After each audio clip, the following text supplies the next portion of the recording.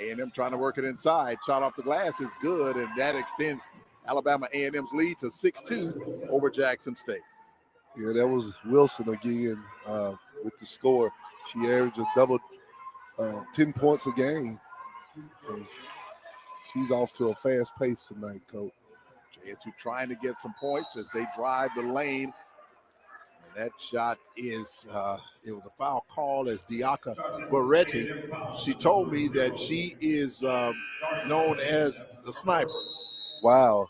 Well, Coach, she's a 5'9" senior out of Toronto. And if you want anybody on the free throw line, she will be that person. She's shooting 81% from the free throw line. And we have a timeout on the floor. This timeout brought to you by Pizza Hut and Moe's Southwest Grill. We'll take a 1-minute break and come back on the Tiger Sports Network.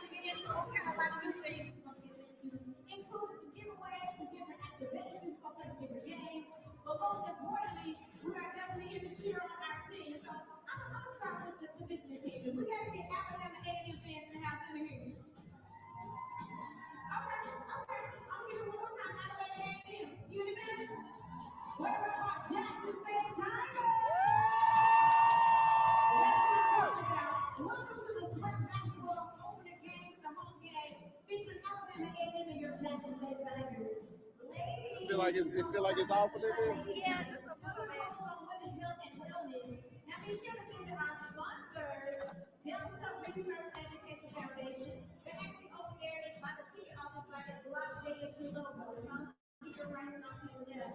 That's you go get in the corner. They have the two giveaways. Yeah, because I think shout out to our higher than these. All right, that was the problem. I think it's a little bit.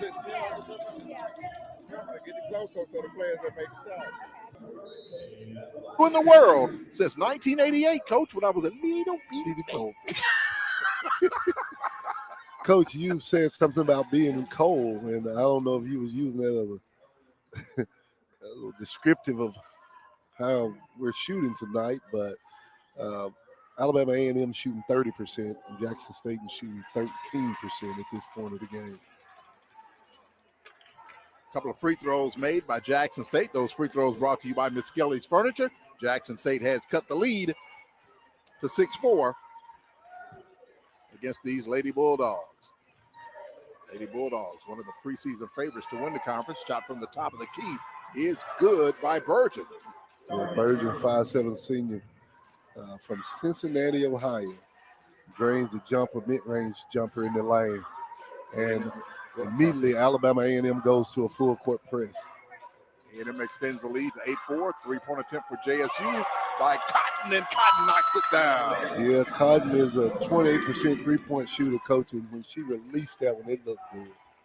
Cotton cuts the lead down to 1 at 8-7. That three-pointer is brought to you by Entergy. We're in the first quarter. Shot from the outside for A&M. It is good as they extend the lead to 10-7 over JSU. That's Burgeon again, Coach.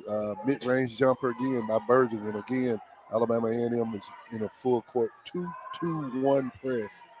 JSU with another three-point attempt off the left side of the rim. No good. Rebounded by A&M. And here they come in transition from left to right. A&M working that right baseline. Shot off the glass. No good. They fight for the loose ball. And it was touched last by the Lady Tigers.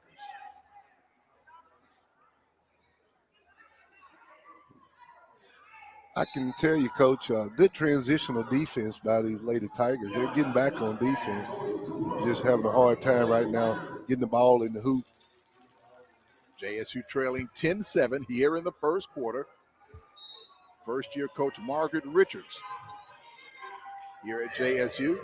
Another three-point attempt for A&M. It's no good. Rebounded by Jackson State. Coach, that was Shalimar Sanders, Coach Prime's daughter, that released that three-point shot for Alabama A&M. Yeah, keep shooting, Shalimar.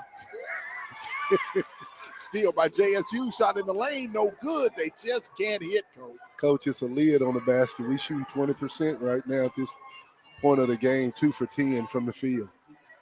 Sanders going inside. Ball goes out of bounds. Last touched by Jackson State. Yeah, it looked like they're making a concerted effort to go inside to Alicia Wilson, number 3 preseason defensive player of the year on the post, coach. Shalimai played here at Jackson State before transferring to Colorado. Puts that shot up. It's no good.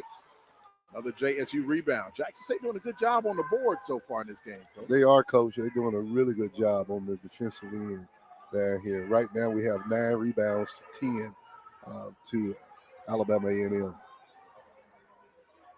Here's Cotton from the outside. Shoots and hits. Great job by Cotton releasing that jumper. 5'6" junior out of Kentucky. Jalea Cotton cutting the lead down to 9. Jackson State has cutting the lead down to 1, rather, at 10-9.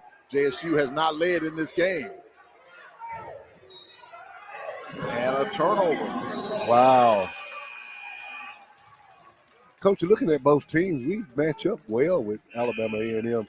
I didn't think so just looking at the lineup, because they got 2 or 3 6'4", 6'3" on the bench, but the team that's on the court, we're matching up very well with.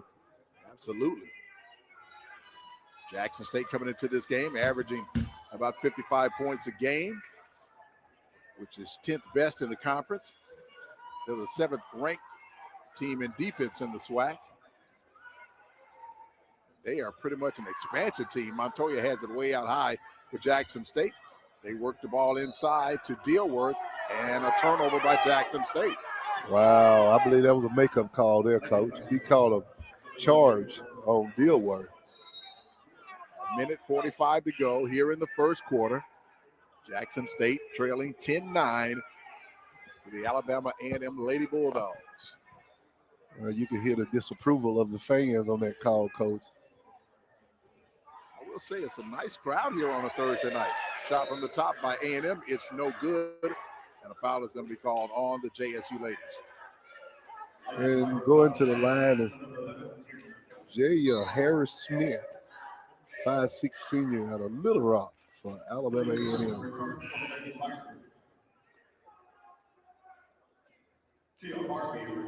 Coming up at the half, in our player spotlight, we'll be talking to Ariana Jarrell.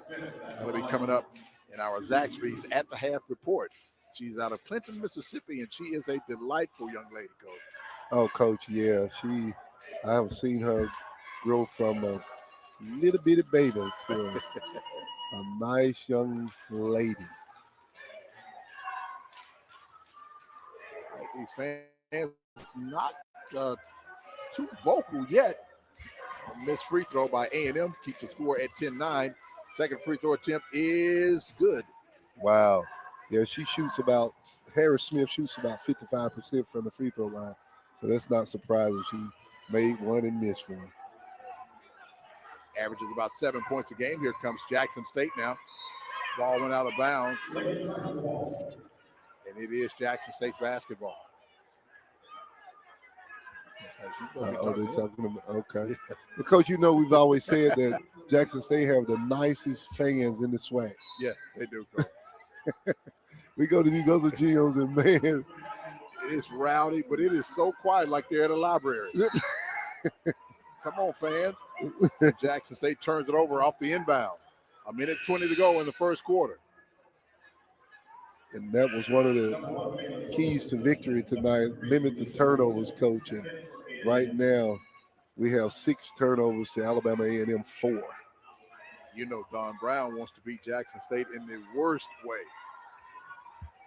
So A&M brings the ball into the front court.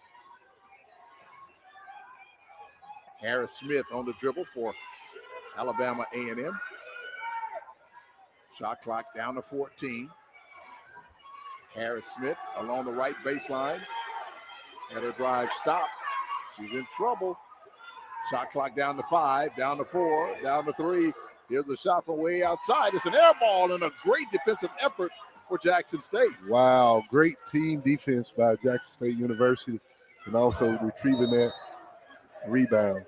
All right, we have a foul underneath. And that foul is called on A&M.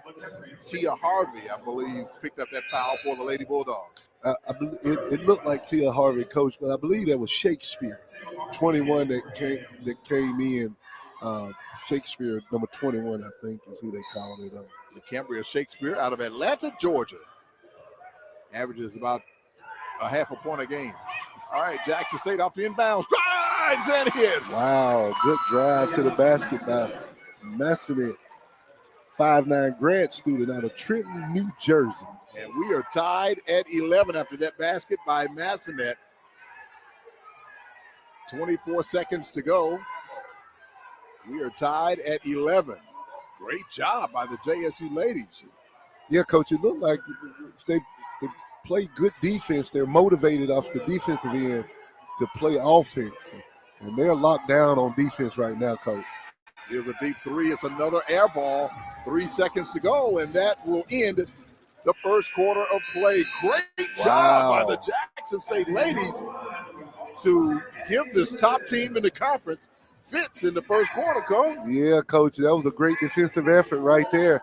And I said earlier about the shooting percentage, and with that defensive effort, Alabama A&M is now shooting 29%, as well as Jackson State 29%. Great defensive effort collectively here for Jackson State University to turn the ball game around. All right, we'll take another 1 minute break. Our timeout is brought to you by Moe's Southwest Grill. We're tied at 11 going into the second quarter on the Tiger Sports Network.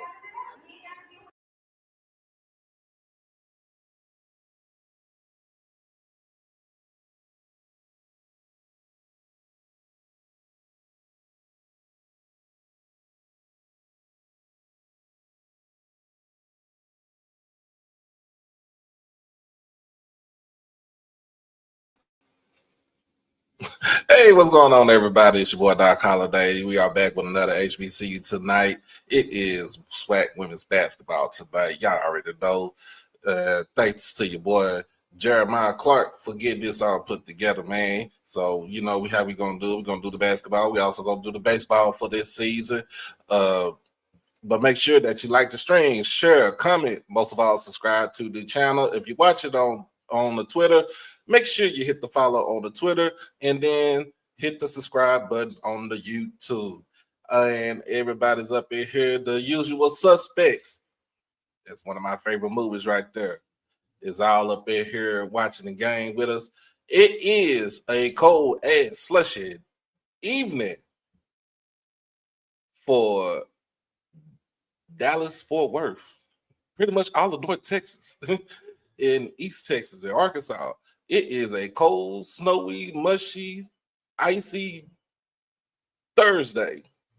And I am here to bring all everything Jackson State for women's basketball. And also, we're gonna have a roundtable discussion. We're gonna talk about what's going on in Valley because I'm very concerned about what's going on in Valley. Yes, I am going to be excited for baseball. I will be excited for baseball, so don't not too much on the baseball. Look, I am warm. I'm in the house. I didn't have to go to work today, so that was a good thing. The people at my job, they looked out for me because they know I take public transportation. But they get back up in here. The game is back on.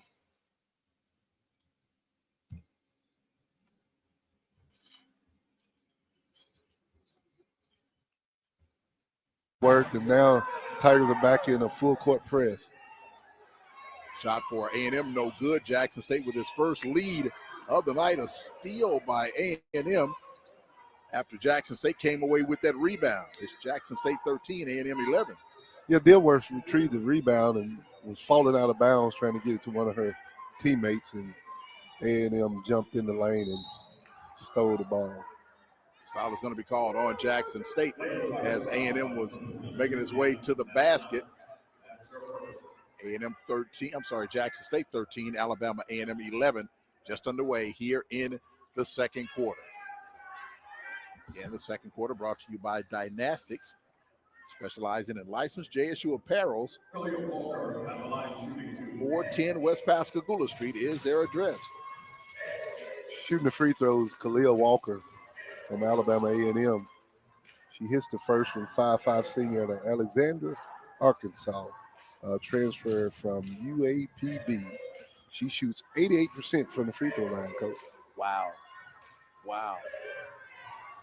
She cuts the lead to 1. She can tie it with this free throw, and she does not. She missed it. Wow.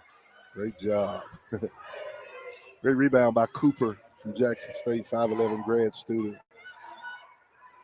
Jackson State in the front court to our right. Cotton drives. This is it off to Dealworth for 3. That is good. Wow. Great stroke on that ball. Dealworth, number 3 for Jackson State. That 3 brought to you by Entergy, and Jackson State extends the lead to 16-12. It's their largest of the night. Dealworth's a good player, Coach. She leads the Tigers in scoring at 14 points a game, which is second in the SWAC. So it doesn't surprise me that she has a good stroke on that basketball. Jackson State on a 19-game winning streak in the conference going back to last year. Wow, that's Alicia Wilson, who will go through the free throw line for Alabama A&M. Look like she'll be shooting 2 free throws, shooting 58% from the free throw line. She scored 17 against Central Arkansas. She missed that free throw. Jackson State maintains a 16-12 lead over the Alabama A&M Lady Bulldogs. Getting set to come in for JSU is Ruthie Bugwa. She's out of Nairobi, Kenya. Wow. She's tall. She's 6'4", Coach. Yeah, she's a big old girl. She's taller than me, Coach. 1 of 2 free throws made for A&M as they cut Jackson State's lead to 16-13. 8:36 to go here in the second quarter. Again, coming up in our Zaxby's at the half report, Ariana Durrell spotlight. She's out of Clinton, Mississippi. She is our guest during the at the half report. Ariana Durrell. Jackson State broke the full court press, and now they're setting it up. Dealworth had it knocked away. Wow. Kept alive, though, by Jackson State. 11 to shoot for the Lady Tigers. Cotton has it out high. Down to 6. Shot clock down to 5. Shot clock down to 4. They have to put it up. Here's a shot from the right baseline off the back iron. No good. Wow. Great try by Cooper getting that ball on the rim before the shot clock expired. Alabama A&M driving that baseline. Ball deflected and stolen by Jackson State. JSU in transition. Dealworth. Shot off the glass, and it is good by Cotton. Great job by Cotton. Dealworth steals the ball, takes it, and passes it off to him. Wow, great transitional defense. Right. However, Appreciate Alicia Wilson again, Coach, lays the ball up for Alabama A&M. JSU has built an 18-13 lead. Now it's down to 18-15, under 8 minutes to go here in the second quarter. Jackson State 1-0 in the SWAC. A&M 2-0. It's number 1 versus number 2 tonight here in Jackson. JSU driving inside. Dealworth draws the foul, and she will go to the free throw line. Talea Dealworth, really good free throw shooter. She has scored in double figures in every game but one so far this season. Wow, yeah, she's a really good free throw shooter. Appreciate y'all for watching free throw line, and she has shown that she's aggressive with the basketball on the offensive end. The clock right now is at lucky number 7-11. 7-11 to go here in the second quarter. Talea Dealworth out of St. Louis, Missouri. Great player. That free throw is good. Extending the lead to 19-15. Coach Richards spends a lot of time with this team in practice from the free throw line, and it has shown and paid off. Jackson State, one of the better free throw shooting teams in the league, as Dealworth hits them both. Yeah, Coach, second in the SWAC at 68% of the team, and Alabama A&M is 69% first in the SWAC as a team. We got the top 2 free throw shooting teams on the clock tonight. A&M in the front court to our right. They trail 20-15. Lady Bulldogs in the lane. Now they kick it back out high. 14 to shoot for A&M. They drive, trying to get it against Bogwa, and it went out of bounds. She blocked it. It stays with Alabama A&M. Wow. Oh, they called a foul, Coach. Ballinger. No, Buckwild. I'm sorry. She told me, I said, am I pronouncing your name right? She said, just call me Ruthie. I think I'll stay with that too, Coach. Yeah, I think I'll stay with that, Coach. So at the line for Alabama A&M, Jaira Harris-Smith hits the first free throw. She shoots about 50% from the free throw line, cutting the lead to 20-16. And that's her second point of the evening, Coach. Second free throw attempt up, and it is good. She hits them both.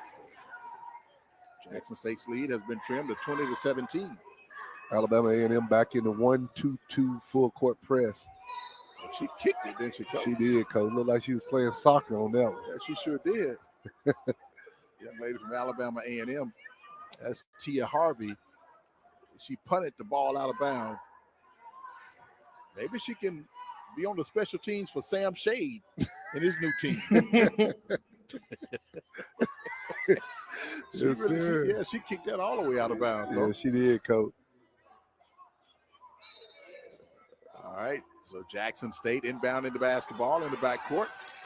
They had trouble bringing it across the timeline against Alcorn late in the game, but they managed to do so and hold on for that win. Cotton trying to dish it to Ruthie. Ruthie couldn't handle it. And here comes Alabama A&M with a chance to pull it within one or tie it with a three. Here's a three-point attempt to tie it. It's no good. They got the offensive rebound, and Jackson State stole it right back. Wow, that's number 10. Look like a track star. Diaka Baretti. She's out of Toronto, Canada. I told her, I said that I'm going to just call you Diaka from Canada. She says, you have to say Toronto, Canada. I'm like, oh, excuse me. You get what I give you. Well, Coach, I wouldn't want to see you in a track meet race with her, Coach, because the way she got down the court on that one, Coach, she was like a 200.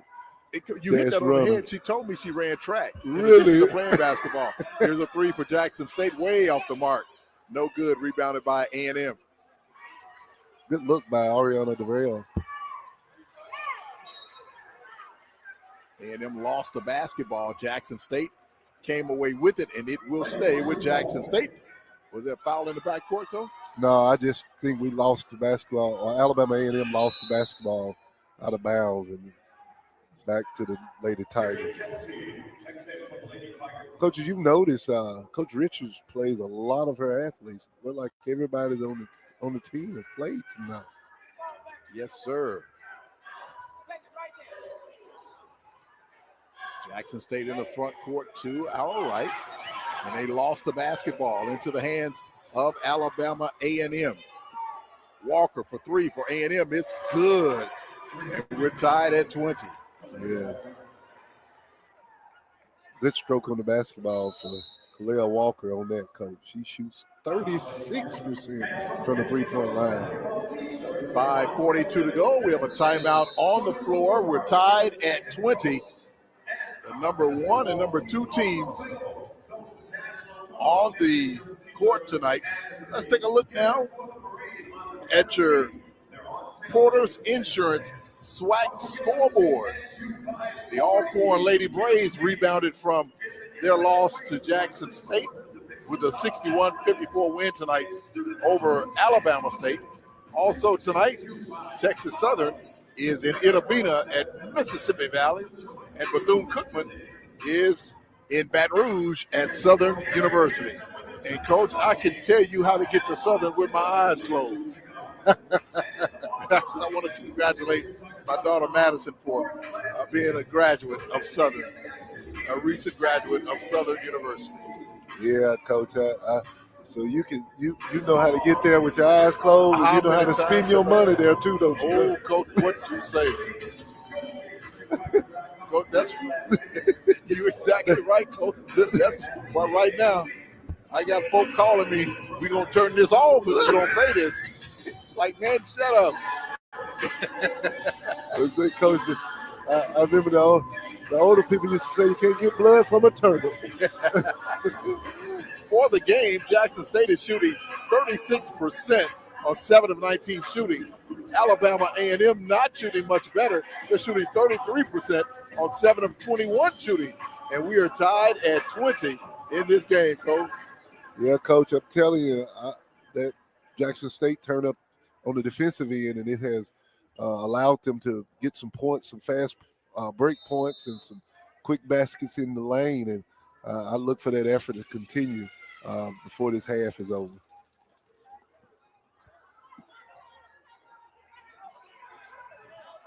Look like Alabama A&M has gone into a zone, Coach. I don't know what the call is. 3 seconds on Jackson State in the lane. Alabama A&M switched defensive modes on the Tigers and went to a zone and kind of confused us down there on that one, Coach. Coach, can you explain Don Brown's outfit? It's gray. With a lot of strings on. All right, A&M with the basketball in the front court to our right. We're tied at 20, and they almost threw it away, but they keep it alive. Alicia Wilson has it for A&M. She gives it to Jariah Harris-Smith. She drives the right baseline, kicks it out 7 to shoot for A&M. Here's the shot from inside the lane. Blocked by Jackson State, Zoe Cooper. Zoe Cooper blocked that one nicely, Coach. 5'11" grad out of Birmingham, Alabama. She may be our new fly swatter, Coach. Yeah, a paper cap, Coach. No Paper fly cap. swatter. Yes, No more sir. fly swatter. Yes, sir. Montoya underneath. Montoya takes up a lot of space, and that ball was tied up, and the possession arrow gives it to Alabama A&M. Under 5 minutes to play here in the half. Jackson State and Alabama A&M tied at 20. Now, there will be games on Saturday. JSU will host Alabama State in both men and women. That is on Saturday here at the Athletics and Assembly Center. A&M with the basketball to our right. Khalil Walker goes up with the scoop, no good. Tipped around, controlled by A&M. They keep it alive, driving in the lane. That shot is no good by A&M's Alicia Wilson. And the ball goes out on Alabama A&M, Jackson State's ball. Somebody's upstairs watching football, Coach. Yeah, I see that. I don't know who that is, Coach. Is that the president? That's Penn State and somebody getting ready to play. Where'd that monitor come from, Coach? All right, Jackson State trying to work it down low to Montoya. She lost the basketball. Here comes A&M as they pick it up. A&M in transition. 3-pointer from the left side, and it is good by A&M's Khalil Walker. Khalil Walker, Coach, you don't want to leave her open on the three-point line. She shoots 36% from that area. Well, they give her a 2, Coach. Oh, they gave her a 2. That was a long 2, Coach. That was a long 2. So 22-20, A&M with the basketball. Coming up on 3 minutes to go. They try to go down low again to Montoya. She has it. Montoya had her shot blocked. Yeah, Coach, with those shot blockers in there, we're going to have to shoot from the outside. Jackson State coming down, blocking the shot, but they're going to call a foul on Tierney Kelsey, Jackson State's freshman out of Memphis, Tennessee. Well, like Walker for Alabama A&M is back at the free throw line. And she's an 88% free throw shooter, Coach. We don't want her on the line. Getting set to come into the game now for Jackson State. Liana Massenet. 3:24 to go. A&M 22, Jackson State 20. This has been a defensive matchup from the tip. Yeah, one of the keys to victory, I believe I said, Coach, limit the turnovers. And right now, we're leading that department with 11 turnovers to 6. And just think, Coach, we're only behind by 2. We limit those turnovers to make a difference in this ball game.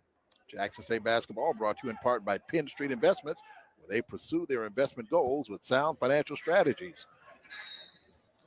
Their website is bev at pennstreetinvestment.com, 769-300-4949. That's Penn Street Investment.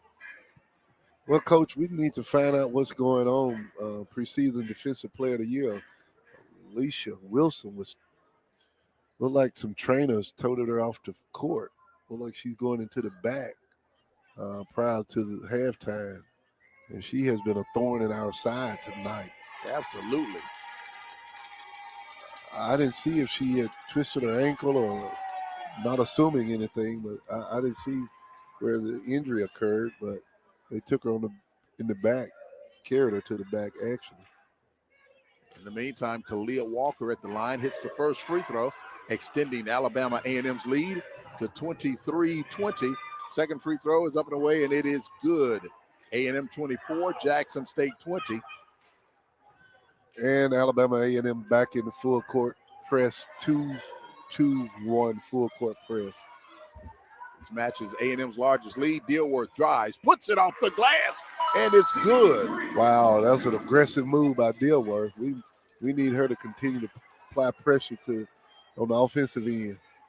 Cutting A&M's lead down to 2. Coming up on 3 minutes to go here in the second quarter. A&M in the lane. Great job by Jackson State to knock that ball away, but A&M keeping it alive with 11 to shoot. Down to 8 now. Down to 7. A&M way out high with the basketball. Down to 5. She shoots for 3. It's off the front of the rim. No good. And it will be Jackson State's back. Great defense by Jackson State. Wow, Coach. And if you want anybody to shoot a 3 for A&M, it's Harris Smith. She shoots 20% from that area. But that's great defense by these Lady Tigers, Coach. I have to tip my hat to them, Coach. No doubt about it. A team that Coach Richards had to put together at the last minute. Here's Cotton along that left baseline. And that ball is knocked out of bounds. Almost hit Dawn Brown. But she ducked out of it. Yeah. And it will be Jackson State's basketball.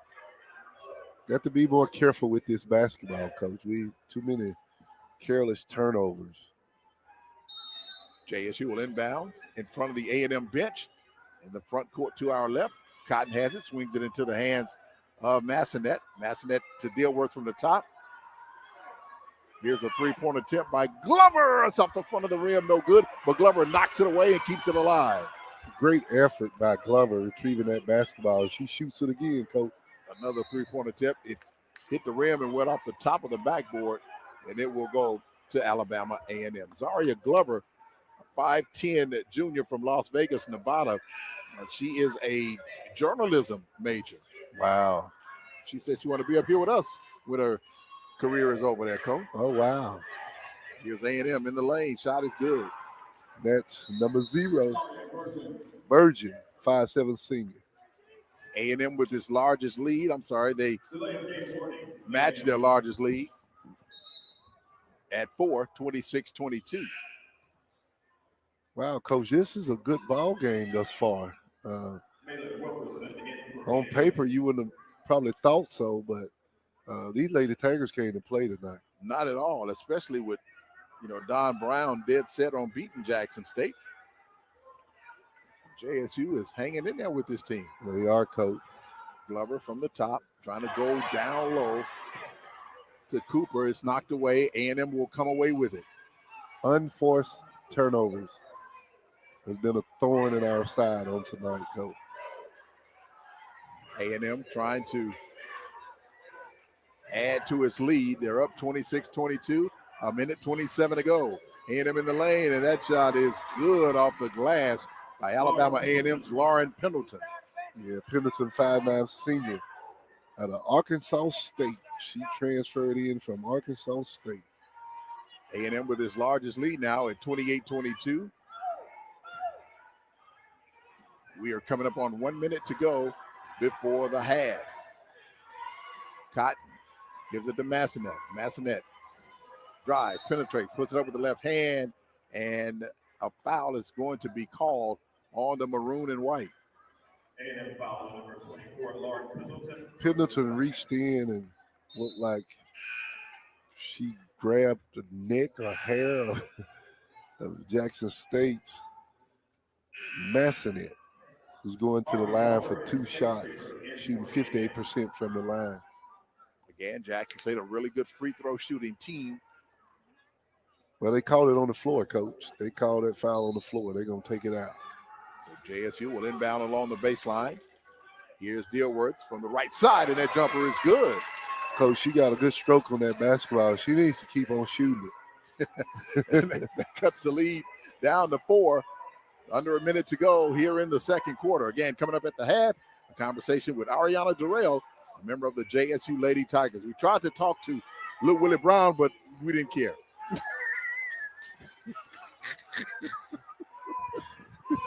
Here's A&M trying to lay it up. No good. They got the offensive rebound. Wow. And boy, big old LaCambria Shakespeare puts it in for 2. Yeah, Shakespeare's a 6'4" senior out of Atlanta, Georgia. And that height starting to work its way against Jackson State as A&M extends to a 6-point lead, 30-24, 7 seconds to go before the half. Down to 3, down to 2. They have to shoot it now. Massanet pulls for 3. It's off the back iron and no good. And that is how the first half will end, with Jackson State trailing 30-24. And Coach, your thoughts on this first half?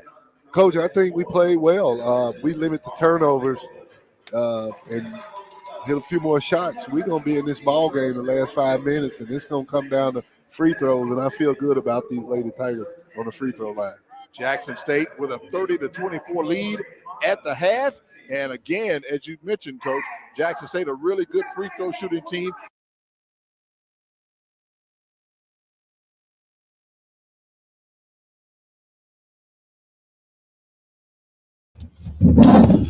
Ooh, all right.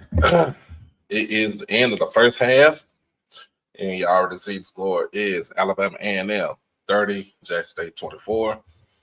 Let's get into the tail of the tape. Go ahead and pull up the stats right now.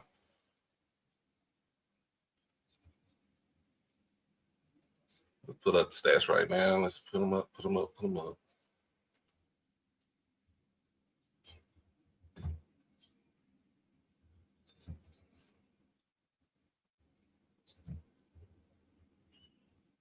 All right. So, leading scorer for the Alabama A&M Lady Bulldogs is Kalia Walker, who has 10 points at halftime. 10 points, 4 rebounds, and 1 assist. Followed by Alicia Wilson with 7 points right now and 5 rebounds, also with 2 assists to add to her name. Miss Bergen, Darian Bergen, however you want to pronounce it, 6 points and 1 rebound, also 1 personal foul.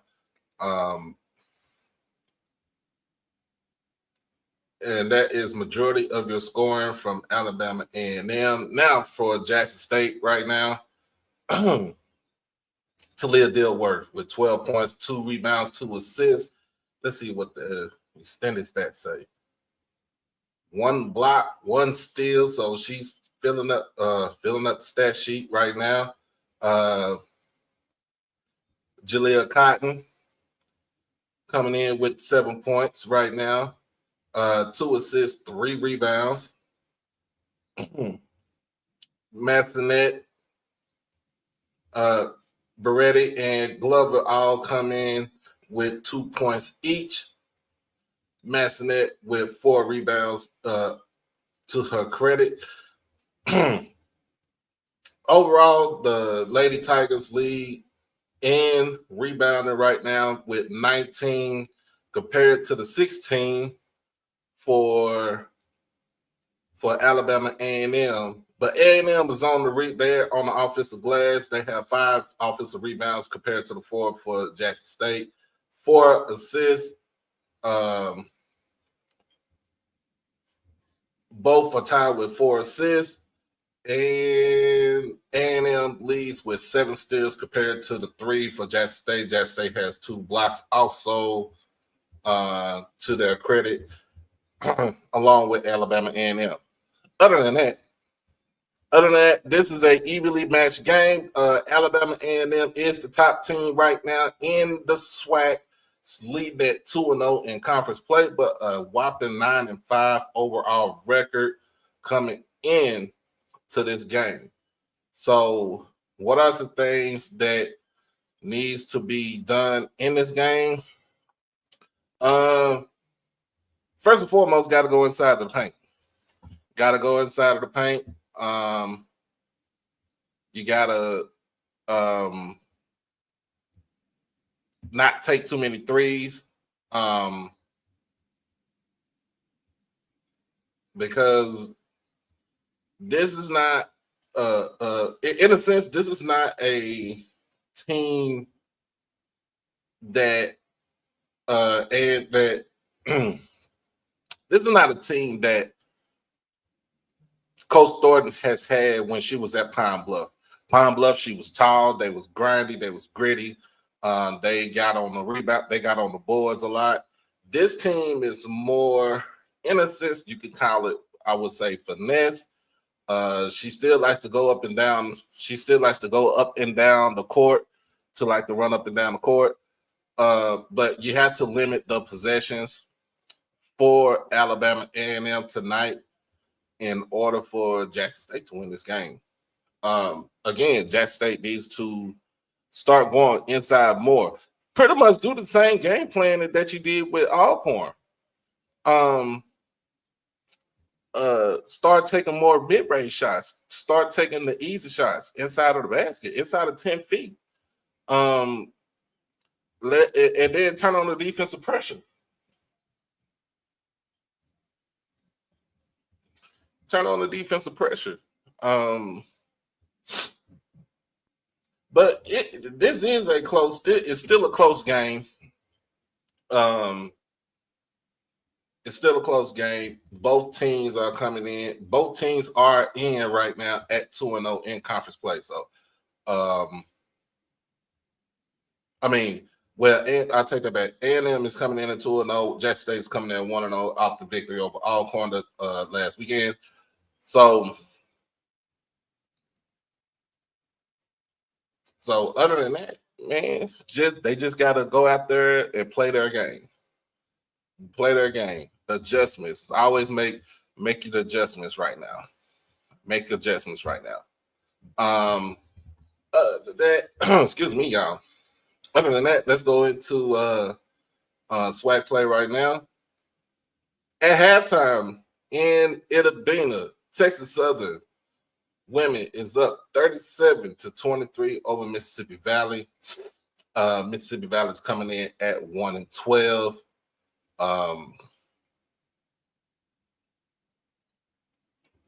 Coming in at 1-12, 0-1 in the SWAC, if I'm not mistaken. Yes, 0-2 coming in, 0-2 in the SWAC.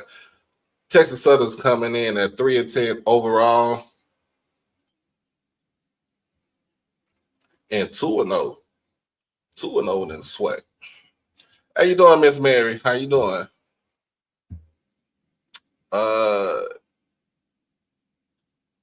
Yeah, Fred A Square. Can't let the moment get too big.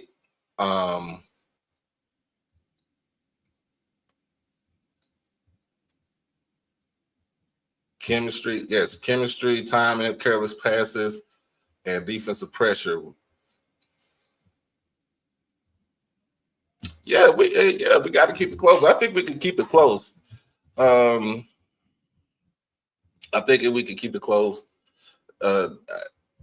And remember, this is not the same Jackson State team that we had for years past. We should all know that those teams are long gone.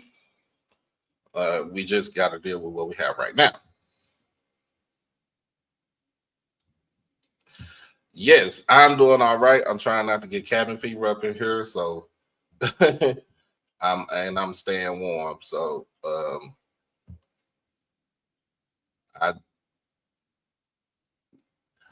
gotta fix the turnovers. Gotta fix the turnovers. 1 and 2 for 12 turnovers.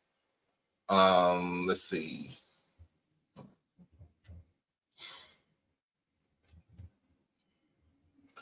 And also in the second quarter, Southern is up 25-17 over Bethune-Cookman.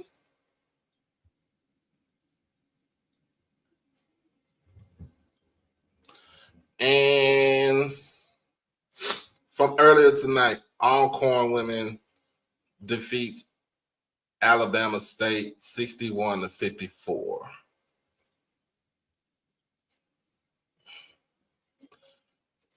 This game was supposed to be this game was supposed to be at 6, but they moved it to 2:00 because of weather situation. Where, let me tell y'all, the attendance at this game was 61. 61 people was at the game.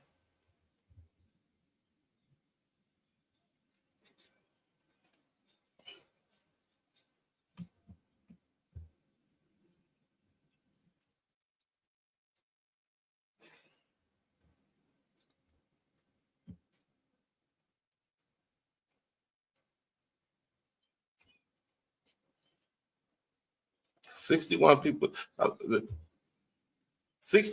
was at the game.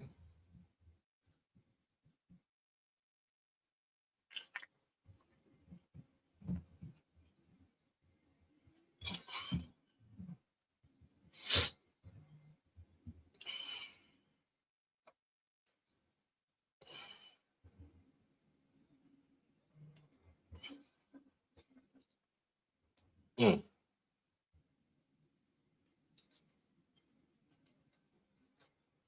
I wonder how many people's at our game right now, knowing about the weather issues.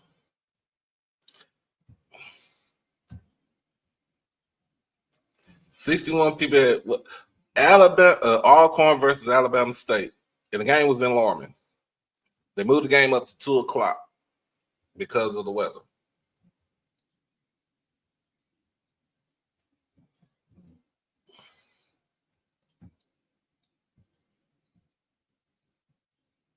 And if you haven't done it by now, make sure that you sign up for the collective, KC 1400 collective. Make sure you signed up. And also, if you haven't done it by now, the album Destroy 24 album by the Sonny Boom of the South is now available on all platforms right now. I just got mine from Apple Music and haven't turned it off since. 20 if you haven't seen it, if you haven't done it, 25 songs. 25 songs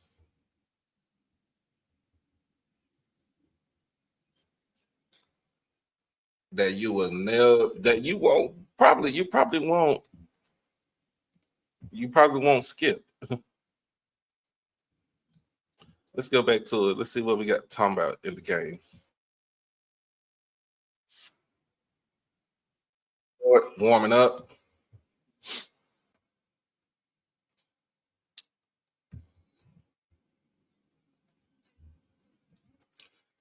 Yep.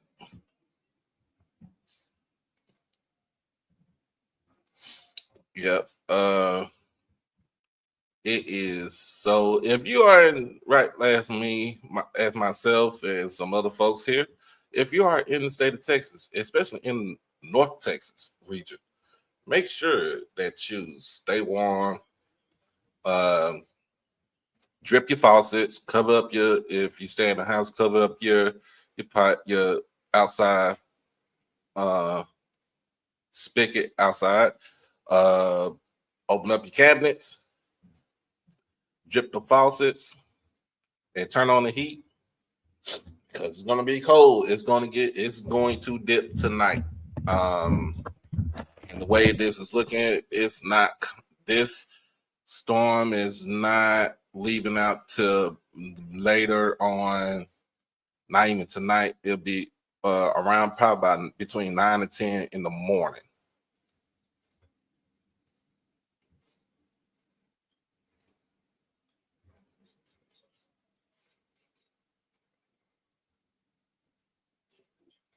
So,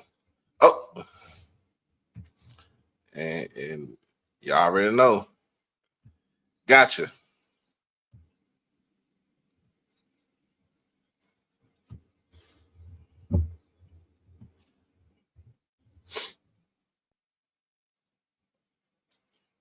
There you go, Mr. Ford.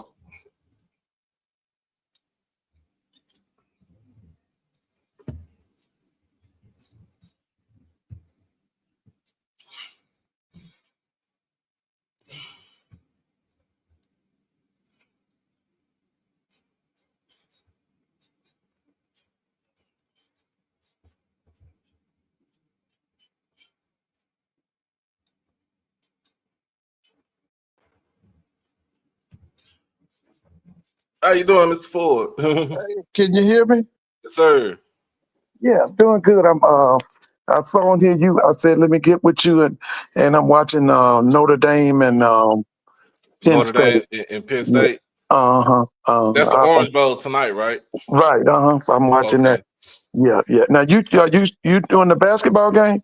Yeah, we're doing women's basketball. Okay, now it's Jackson and who?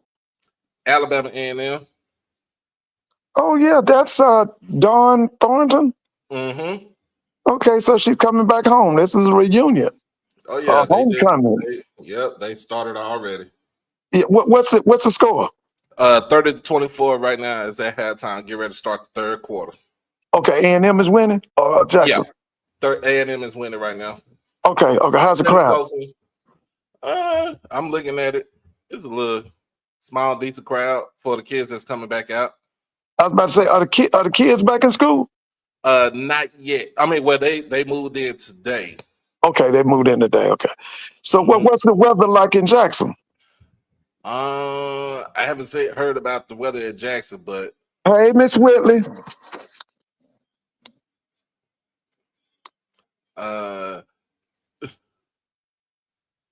hey, Chris, the Ted Cruz done learned his lesson about trying to run in Mexico. He should have ran back to Cuba, where he from.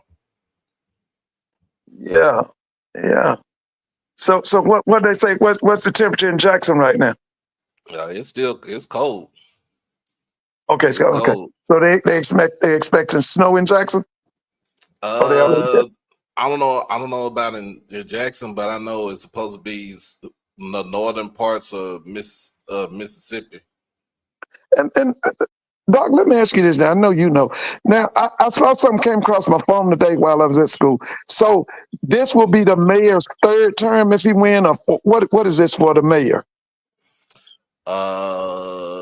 For Chokwe, Yeah, this will be his third term, or what? What is it? What is it? that would be a person. That would be a person from Jackson that answered that question for. Oh, Miss Miana said it'll.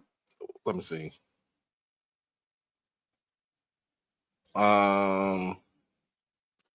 Yeah, Israel said it'd be his third time if he wins.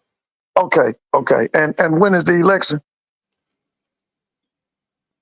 When is the election? Is it November, or is it before that?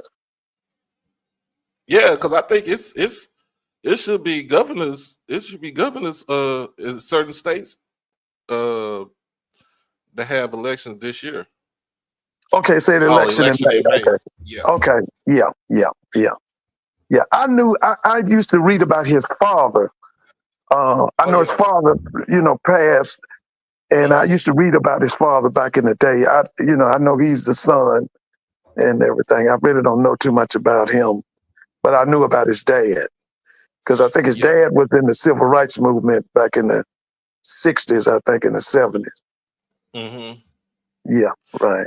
They said he might not win a third term because he might got too much legal stuff going on right now. Oh, for real? Yeah. Oh, okay. Yeah, Noop. I remember his dad. I remember reading about his dad because his dad kind of like died mysteriously, right? Didn't his dad just? In a sense, you could say that. Yeah, I thought it was something like that. I kind of remember. I remember the people. It was a lot of mourning when he died. I remember that. Yeah. A lot of people don't see that third term happening. Oh, for real? Mm-hmm. All right. Jackson State is on the rebound right now. Scored 32-27. A&M right with a 5-point lead. Okay. I see you, Noop. I see you. Yeah, congestive heart failure. Okay. Okay. Right. It is. Okay. Okay. Yeah, but we're gonna talk. I think we're gonna talk about Mississippi Valley and they phrasing is going. I don't know what they doing right now. Oh, They it's some had an more article. craziness at Valley. I don't know, but it was an article that was put out there by the Athletic earlier this week, and they kind of put in some highlight about Mississippi Valley's men's basketball being the livestock of Division I basketball because they're on the road all the time. Oh yeah. Okay. And the fact that the head basketball coach is the interim athletic director too, that wouldn't take any calls while he on the road. So they still haven't named a football coach. They haven't did that. We're gonna talk about that too. Oh yeah. I want to get your input on that. I told you I want Maynard to get that job. I don't want Maynard to lead the SWAC, man. I would like for Maynard to get that job. And I'm gonna be honest with you, man. I look at schools like Bethune-Cookman needs an offensive coordinator. Alcorn needs an offensive coordinator. Southern needs an offensive coordinator. Grambling needs an offensive coordinator. Yeah, I mean, somebody needs to be saying something to Cornell Maynard now. Somebody need to say something. Yeah. Yeah. We got a question for you. It said, what's going on in LA with all those fires? They trying to blame the governor now. Nah, bro, that's what that is, bro. That's on high, bro. That's the Heavenly Father. You know what that is? All that old wickedness they got going on out there in California, and I'm talking about they gonna make what you call that stuff, pedophilia legal and this and all of that, man. You got to pay for that stuff. You know that. You know the deal. You know the scriptures say that best cleanser is fire. Yeah, well, they got some high winds out there. Yeah, very high winds. You know who behind them high winds, don't you? Almost. You know who behind them high winds? No, but I know the Heavenly Father is. Okay. The good man upstairs. Hey man, what they say, God would not be mocked, bro. You know that. Hey, So I was hoping Tony Hall might come back to Grambling as our offensive coordinator. Yeah, I wish Dawson Odom could get Tuskegee, man. But we got, I know y'all sick of me with that, but we got to get Tuskegee back right too now. All right, Jackson State down by 3 now. Oh, okay. They down by 3. Let me see what Rob J got to say. Here's A&M. Harris Smith had it knocked away.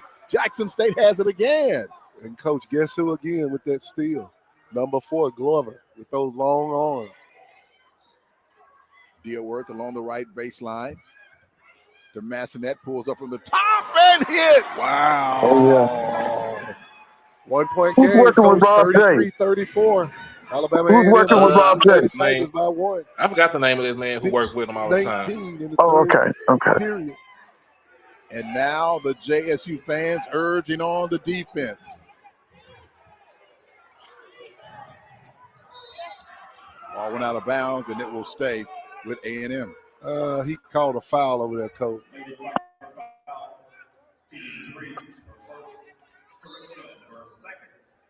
Yeah, Dal Asbury works with him.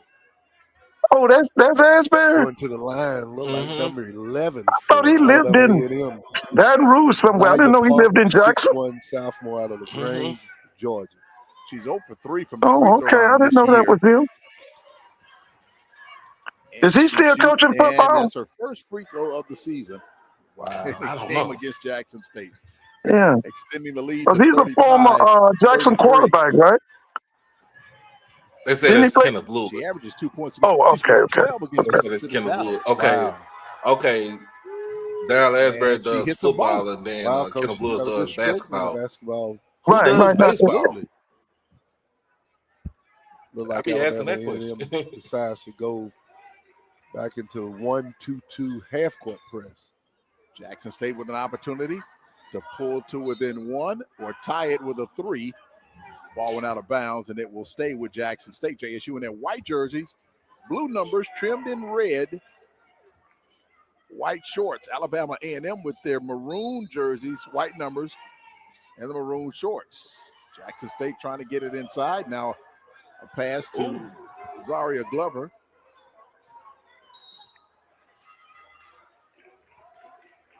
Too up to shoot for Jackson State. I couldn't actually see what happened. You got It was a foul, 22 for Jackson I would State. say that was a foul on the Bassinet floor. was driving to the basket, and she got Uh-huh. fouled. That was Are a there foul not on the enough floor. seats here? I thought it So was. these I folks thought it was standing a up. foul. Sit going to down, the man. basket. There's plenty of seats in here. Coach, can you feel the tension from the Alabama A&M Oh, absolutely. crowd? They are nervous as cats. Here's Glover for 3 from the right side. My game. Glover! I'm going to call a stretch, Coach, because her arms are long. Great job by Glover. JSU has tied it at 36. Wow. Glover shoots 36% from the three-point line, Coach. A&M with the shot from the outside, and it is good. Wow. Number 11, Anaya Palmer, 6'1", sophomore, drains a 2-point bucket. A&M with a 2-point lead at 38-36. I think these JSU ladies, I talked with them after the Alcorn game, several of them, and I asked, were they nervous going down a stretch? And they said that non-conference schedule really prepared them for SWAC play. Wow. Well, Coach, like we always say, a W will give you some confidence, I'm telling you. Massenet she drives. Cross-court pass to Cotton for 3, and it's good. Take the lead. Wow, Cotton drains a 3. She shoots 28% from that spot, Coach, but it looked like she's shooting 100% the way she drained that three-point shot. That's a Richard Swartz 3-point shot and gives Jackson State a 39-38 lead. A&M in the meantime shoots along the baseline, but a foul is going to be called on Jackson State. Yeah, it's going to be Glover. Coach, this Jackson State team, I am so impressed with them, the way they have played so far this season in conference play. We have a timeout on the floor. We'll take a 1-minute break. It's Jackson State 39. Oh yeah, it's looking like a good one right here. Yeah, they look like they're going at it pretty good.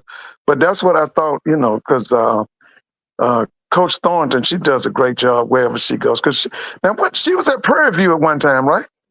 Yeah, she had that was her first head coach job at Prairie View. Yeah, I thought she did a great job out there at Prairie View. Huh? They let her go, right? They let her go, and they didn't want to let her. They didn't want to let her go, but it was Right. a situation is the reason why they did let her go. But at the same time, she was doing it. She's been doing a good job out there. She did a good job.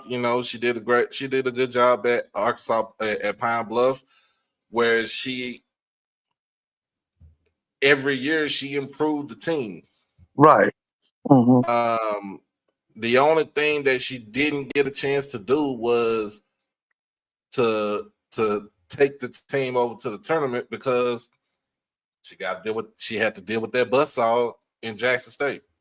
Oh yeah. Now she at Alabama A&M and start off fast. I mean, they the top team in the conference. 9-5 coming into the game overall. So and got a beautiful new arena, right? Yep. Yeah, they got that new arena over there, man. I saw it virtual on YouTube. That thing is gorgeous, man. It's gorgeous, bro. Man. Said, why could she beat JSU? Was a talent of coaching. I think it was better coaching from Coach Reed. And I think Coach Reed has better talent too now. Yeah, she had better talent, He but better tell her now, because Coach Reed has some talent, man. I think Shoot. I think on talent wise, the last couple of years, talent wise,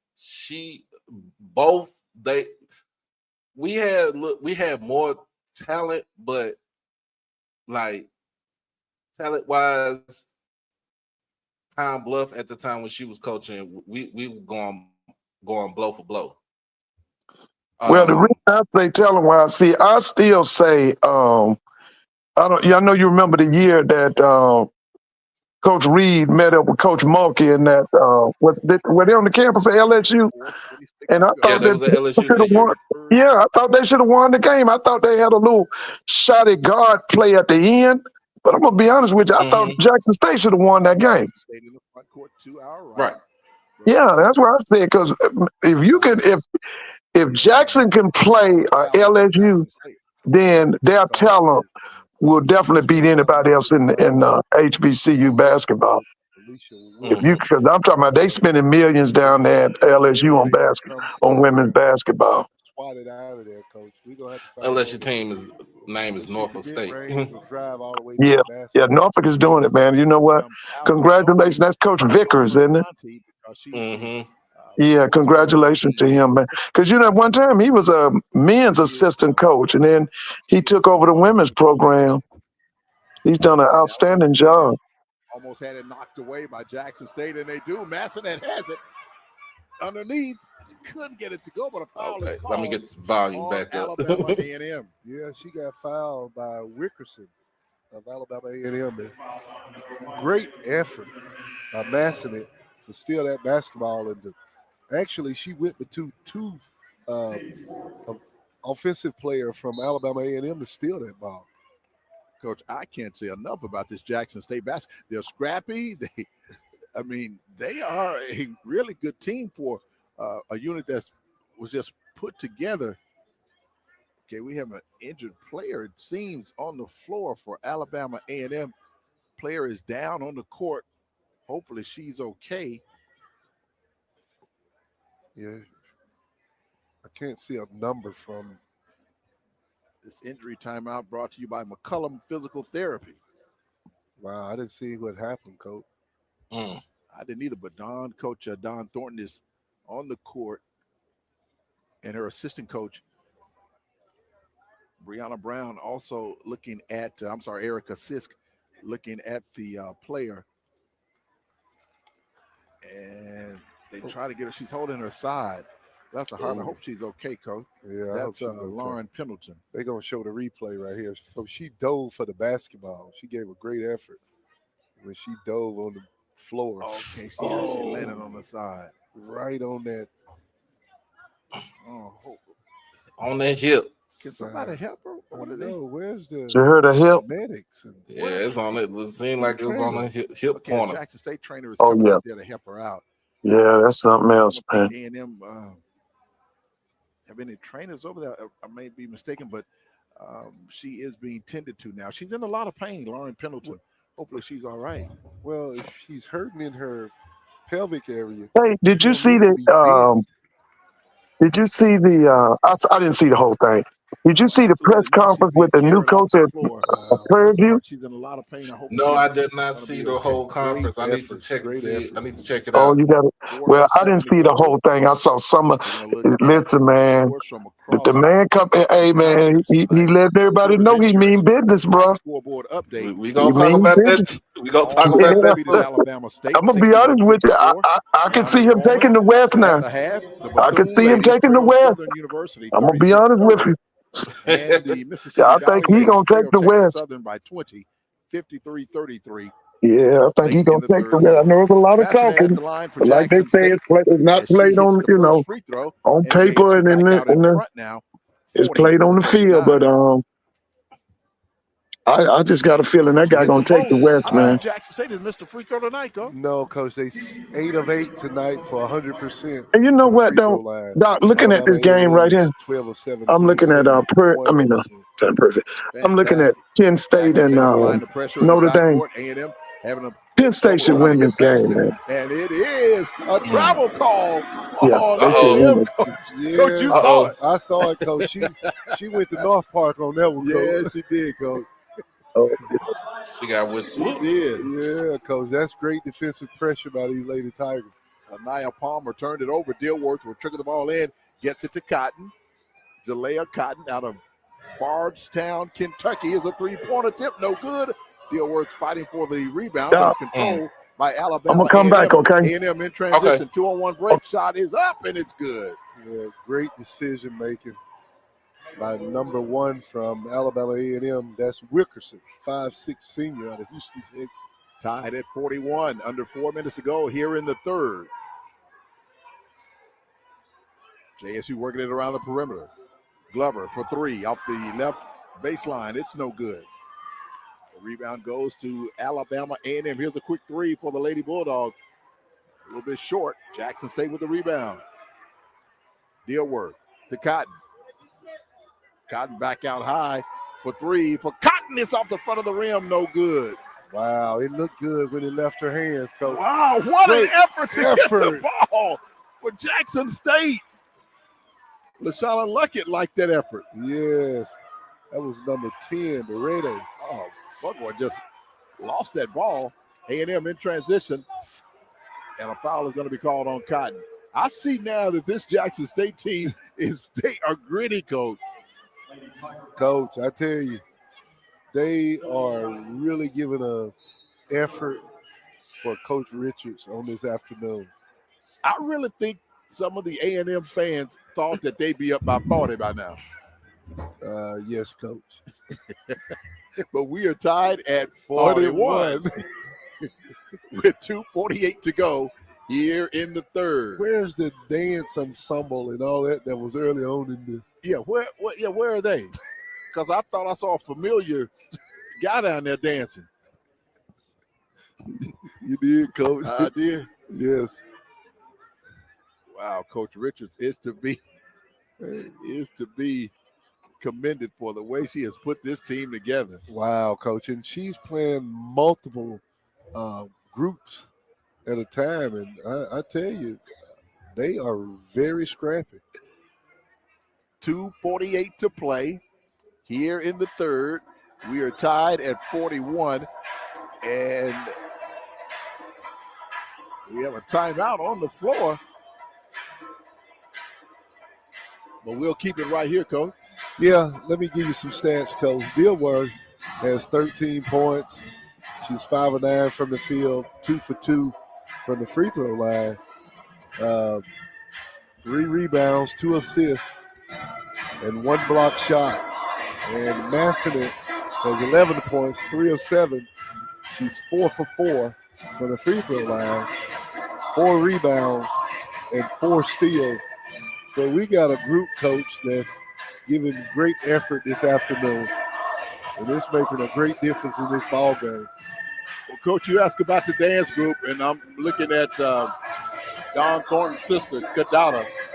She won't sit down for nothing. But I will say this, Coach. She has supported her sister from the time she was at Prairie View to Pine Bluff, out here at Alabama A&M. Yes, she has. Yeah. It's a family affair over there, Coach. All right, Coach. Now, who this guy bringing Miss Vicky some popcorn and snacks? You got to keep your eye on him, Coach. Oh, yeah. He used to be the videographer for Coach Reed when she was here. Oh, okay. I was about to say, who is that, Coach? I had checked him out. Man. I checked him out, Coach. I had to get the old security guard up here. Harris Smith at the line hits the first free throw, giving Alabama A&M a 1-point lead. Her second attempt is good. She hits them both. And A&M back out in front at 43-41. Coach, this has turned out to be a really, really good ball game. Very well coached. Both teams are playing great. And I tell you, the last 3 minutes is going to be interesting. Bo Brown is here. And the family of Coach Thornton, they get behind the bench. And can they do that? I guess as long as the coach let them, Coach. Yeah. All right. Under 3 minutes to go. Dilworth has it, pulls up from the left side. It's no good. It's short. Rebound goes to Alabama A&M. They lead it by 2. Here's a 3 from the top, and it is no good. Rebound, Jackson State. And they call a jump ball. Damn. And the possession arrow I don't know where it's going, Coach. Put some pads Yeah, on. they Y'all. hang it up. They hang it up, Coach. Jackson State ball, Coach.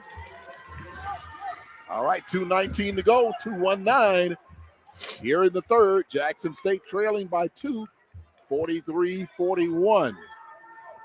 A&M 2-0 in conference play. Jackson State 1-0 in the SWAC so far this season with that win over Alcorn. But Coach, I tell you, these stats, I got to tell you, this defensive effort by Jackson State has to be applauded. Alabama A&M comes in sporting the number 2 ranked percentage in three-point at 29% in the SWAC. Right now, Coach, with 2 minutes and 19 seconds left in the third period, Yeah, I get you on they're that one. shooting 9%. Gotta You want me to start repeat getting that, Tim? easy Well, I do. Yeah, Coach, it sounds good. 1, 2, 3, 4, 5, 6, 8, 9%. Wow. Shout that's out to because the of men of the Phi Beta pressure Sigma. that these Happy Lady Father's Day Tigers are to you. on the jump shooters from Alabama A&M. All right, the officials are calling Coach Richards and Coach Thornton over on the side to discuss what's going to be called on that play. Now, Jackson State did get the rebound. Beretti got the rebound, and she was hit in the head, surrounded by A&M players. So I don't know what they're going to call here, Coach. Well, the initial call from the official was that Jackson State got a timeout. So I don't know what they're discussing with the coaches.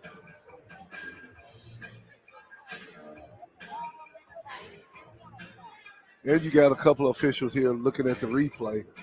This is pretty neat. We can see it on the screen ourselves to see what's going on and see what the officials are looking at. Yeah, I like to commend Brother Crenshaw for this. Is amazing that we can see the replay on the big screen here at Jackson State.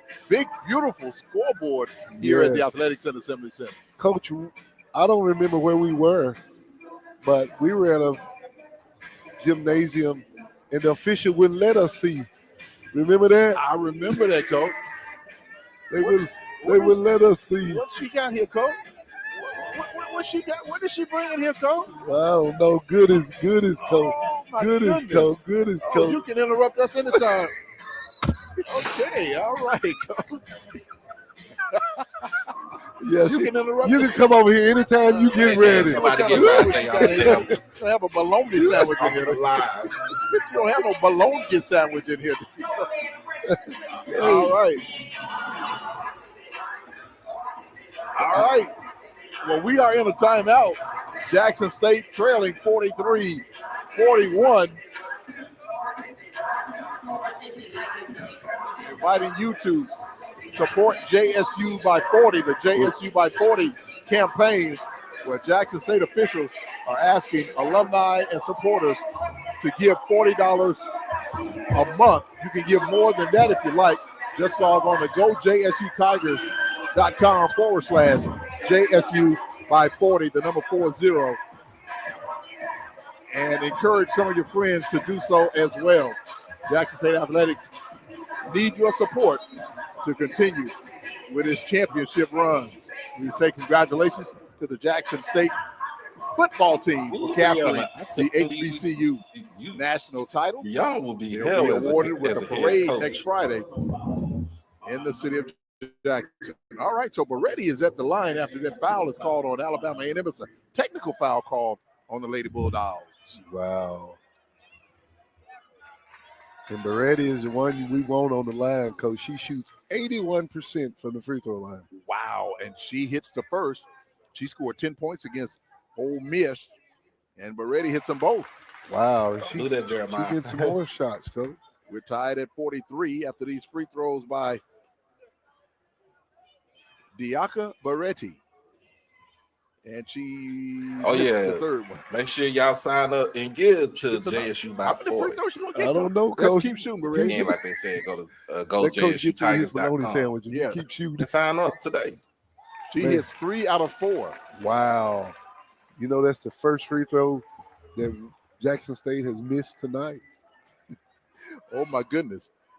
My good friend Thomas Williams just stepped by and he's looking in my plate. You better keep on going, Thomas.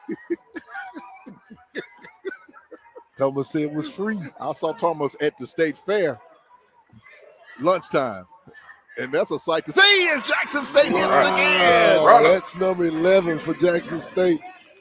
Kelsey, 5'6" freshman out of Memphis, Tennessee. Coach has 5 unanswered points, and Jackson State extends to a 46-43 lead. Wow. Under 2 minutes Likes to poking play, the and they ball. call Massanet for the foul. Yeah, she reached in on that one, Coach. But I tell you, these Lady Tigers are inspired tonight. Coach, you have got to know that the A&M fans are stunned at this score. They thought, again, that they'd be up by 40, but Jackson State leads at 46-43 with 1:49 to go in the third. Yeah, Coach. I mean, you can look at the fans' faces over here, Coach. A&M at the line. That is Kalia Walker. She hits the free throw. She's a really good free throw shooter, almost shooting 90%. Wow. Yeah, she right at, as you said, she leads this team in scoring at 14 points a game.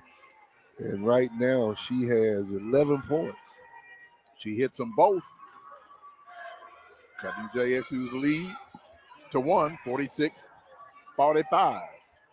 1:44 left in the third period. Oh, come on, loose on the floor, jump ball, and I can't see the possession error. It's going back to Alabama A&M. Have you noticed something, Coach? They minimize the turnovers, the unforced turnovers. You know, we would come down on the offensive end and just throw the ball away or throw it right into the hands of the defender. And I'm telling you, Coach, I don't know how many turnovers we had at the half, but we're still stuck at 16 right now. So out of that turnover, A&M will have the basketball. They try to go inside to Elisa Wilson. No good, but a foul is going to be called as Darian Burgeon drove to the basket. The foul will be on Jackson State. Burgeon, a 61% free throw shooter, will go to the line for the Lady Bulldogs. I believe at the half we had 12 turnovers, Coach. No, I'm wrong. 14 at the half. We only have 16 now. So we've cut down on the turnover department tremendously, and it's made a difference in this ball game. Cotton coming into the game now for Jackson State as Massanet will go out for JSU. At the line, Jaria Harris-Smith shooting and missed it. Yeah, she shoots 55% from the free throw line. She's a 5'6" senior out of Little Rock, Arkansas. All right. Second free throw is, she missed them both. Actually, that was Burgeon at the line, Coach. Oh, that's who that was, And Coach. she missed them both, number 0. She shoots 61%.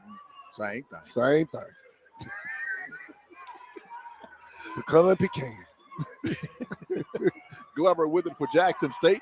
Coming up on a minute to go here in the third. Here's a shot for 3 for Jackson State off the back iron. No good. Rebounded by A&M. Here's Kalia Walker driving all the way in and scores. Wow, that was a great move by Kalia Walker, the leader of this Alabama A&M team. She now has 14 points, Coach. Back and forth we go. A&M with the lead now at 47-46.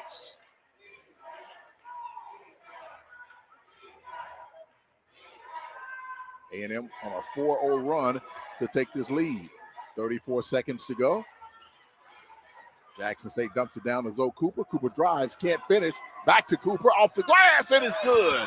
Great job by Cooper not giving up on that basket, Coach. And we lead by 1, 48-47 with 19 seconds left in the third. Coach, I talked to this JSU Lady Tigers team. and they say they know what it means to put on the Jackson State jersey. A&M trying to play for the last shot here in the third quarter.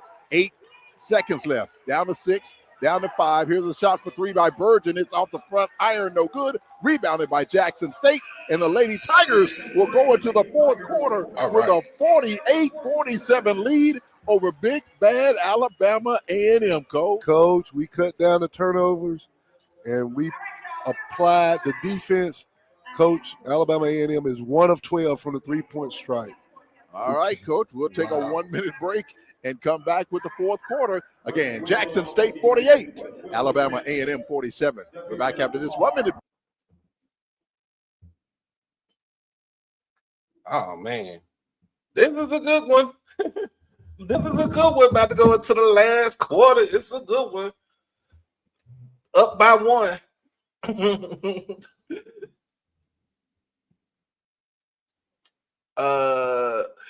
Hey, Tiffany, yes, she is still at she's at Alabama A&M. She's actually on the bench. She did play in the game a little bit early in the first half, but yeah, she's there.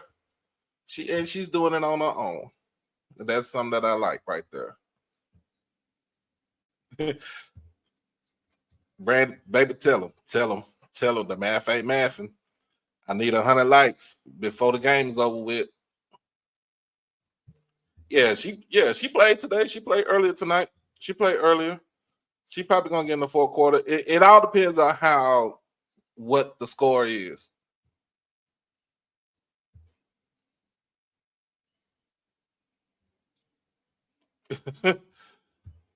Oh man, hey, it's crazy. But no, this is a good game, y'all. This is something that I was expecting tonight.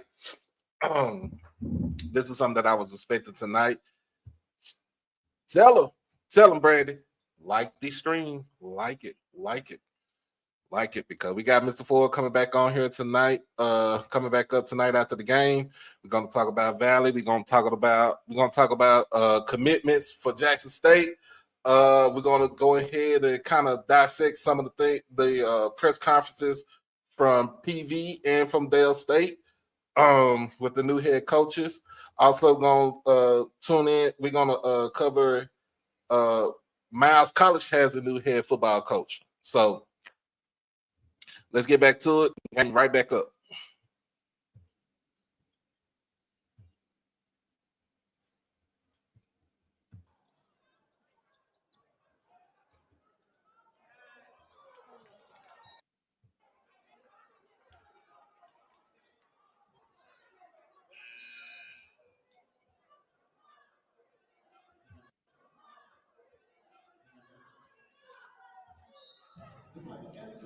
I just letting y'all know this ain't me. This is on the stream right here. There's no sound right now. So, what up, G? What's going on?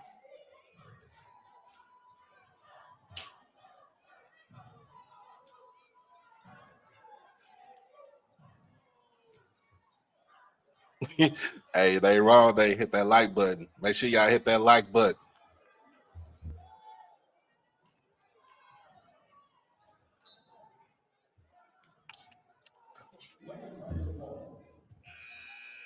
Man, I appreciate you, bro. Appreciate you, man. This all love right here.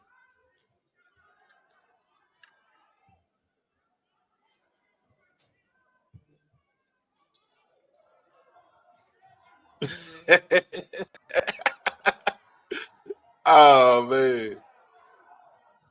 Hey man, come on, leave you alone.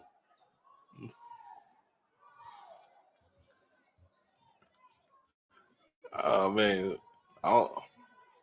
Yes.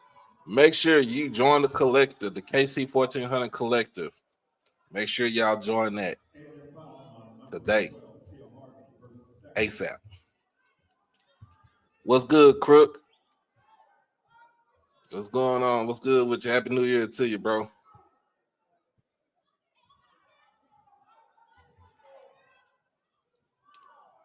Ooh, try to make a pass to the inside. Yeah.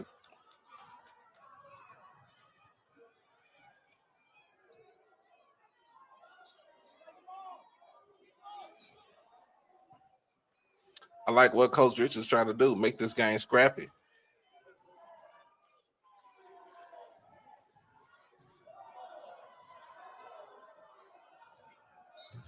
Make this game scrappy.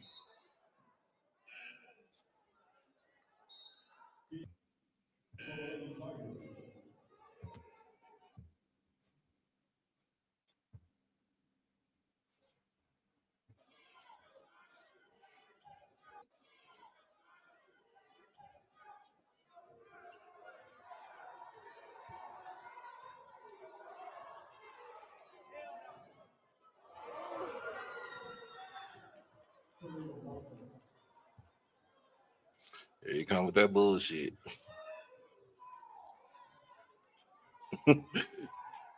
G5, appreciate you, bro.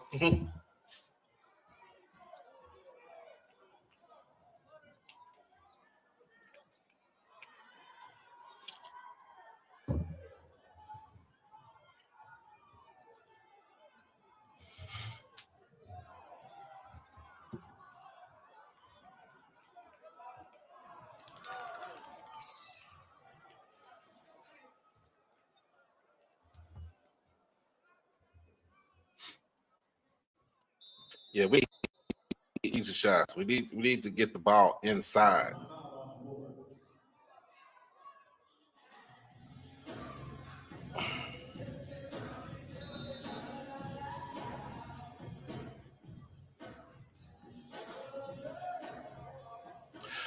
I noticed one thing about Coach Richards.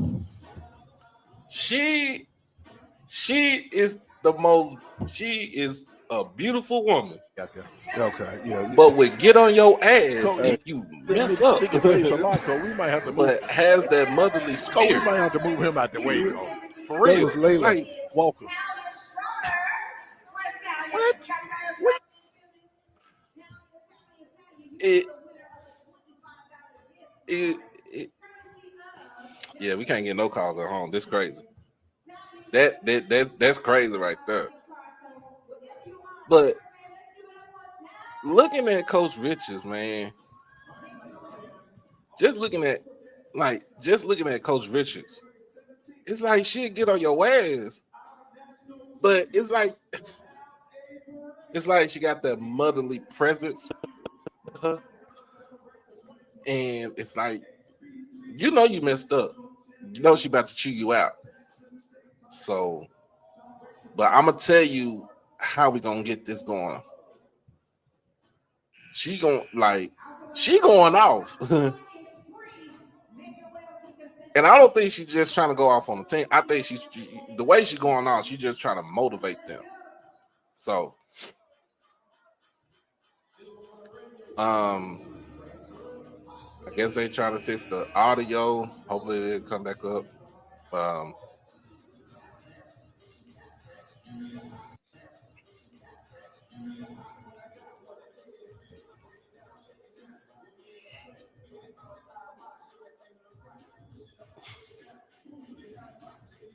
Like, yeah, I like that too. So, yeah, okay, we back up.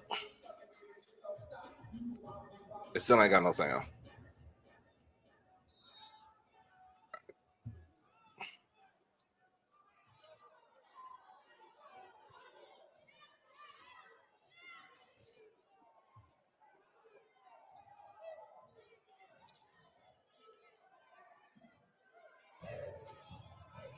All right, we in the 3-2 zone. Switch up to a 2-3. Trap in the corner. Got to get the rebound.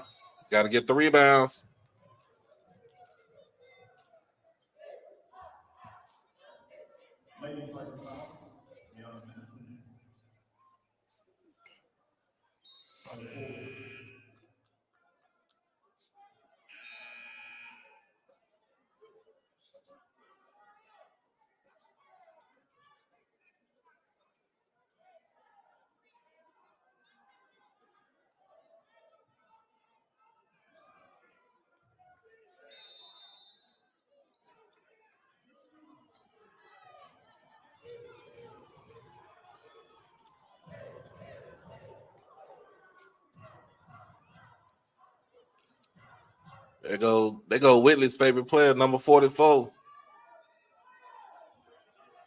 On the dribble. Gives it to Beretti. From the right wing. Beretti out high. They're working around the perimeter. Cotton had a good look at it, but decided to penetrate. Puts it up off the glass. No good.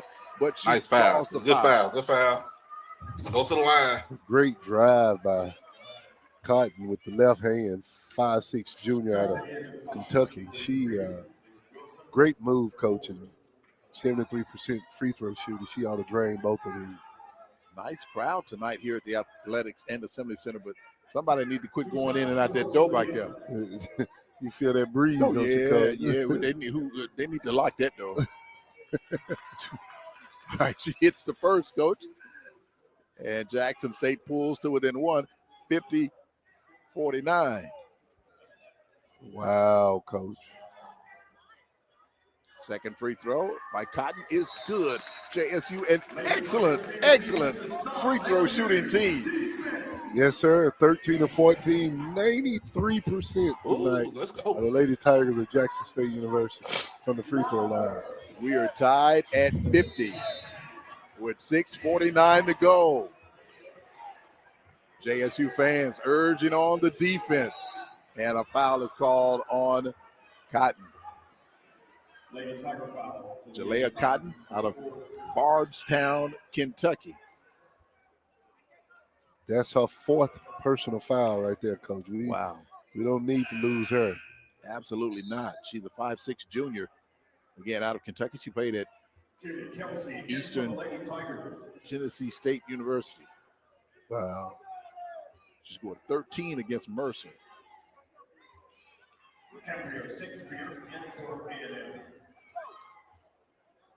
So A&M will inbound the basketball in front of their own bench, in front of their own coach. Mighty quiet in here, coaches. Mighty quiet in here. Harris Smith on the dribble for A&M. Now that's Walker. And the official stop play again, and Jackson State will have it. Yeah, that's the offensive foul on Alabama A&M number 21, Shakespeare. She got a little too aggressive in the post, coach. So when they called that foul on Shakespeare, she said to be or not to be. And the referee said, it is to be. 6:30 to go. 6:30 to go in this game. And coaches, this is our first game together. And, a lot of people know you as a broadcaster and also a minister and a judge. So how's everything been going? Just give us a little background, coach, as we start Coach, the year. I believe last time we've talked, we were spent time together. We was in Connecticut when the Lady Tigers were playing UConn, I believe. And since then, as of September the 1st, 2024, my wife and I are now pastors of Redirection Church Ministries off of Lakeland Drive here in Jackson, Mississippi. Congratulations. So we have been very busy. We just came out of our first Healing Love, Healthy Love Marriage Conference, which break it down, it means Heal Thy Love Marriage Conference. And it was a great success. And Coach, we just had a great time. Still doing what I always do on Wednesday morning, go and mentor the Clinton Junior High young men with the Real Men mentoring program there in Clinton. And was at Clinton Park earlier this week, speaking to the staff. The principal called me, Ms. Polk called me out there at Clinton Park and wanted me to give encouraging words to the staff, and got a chance to pray with them, and Coach just had a good time. And just got a call from Key Elementary on the 31st, Coach. I will be at Key Elementary speaking to the young folks over there. I just believe in our young people, Coach. And, I like to give back to the community that gave me so much. Absolutely, Coach. Out of the timeout, here's Zaria Glover for three, and it's good. Wow. Well, I'm sorry. That was Tyranny Kelsey. Kelsey, Coach, she shoots 36% from the three-point stripe. You don't want to leave her open, Coach. That three brought to you by Richard Schwartz as Jackson State extends or takes a 53-50 lead. Wow, what a shot. That came at a really good time for Jackson State. Yes, Coach. Kelsey, a 5'6" That's freshman a out of bogus Memphis, call right Tennessee, there. Whitehaven Come on. High School. Khalil Walker at the line. Wow, Coach, she is an excellent shooter for That's JSU. a She's a bogus call. freshman. That's not She's fly. coming into this game 6 of 6 from the free throw line, and shoots 40% from beyond the arc. Wow. I believe she has the highest percentage from the three-point strike, Coach, on this team. A&M at the line. That free throw is good by Kalea Walker, cutting the lead down to 2, and the second free throw is good. She hits them both. Jackson State 53, Alabama A&M 52. That's 19 points for Kalea Walker. She is a really good, solid basketball player. Jackson State in the front court to our right. Zoe Cooper spins in the lane, can't get it to go. A&M with the rebound and a chance to take the lead.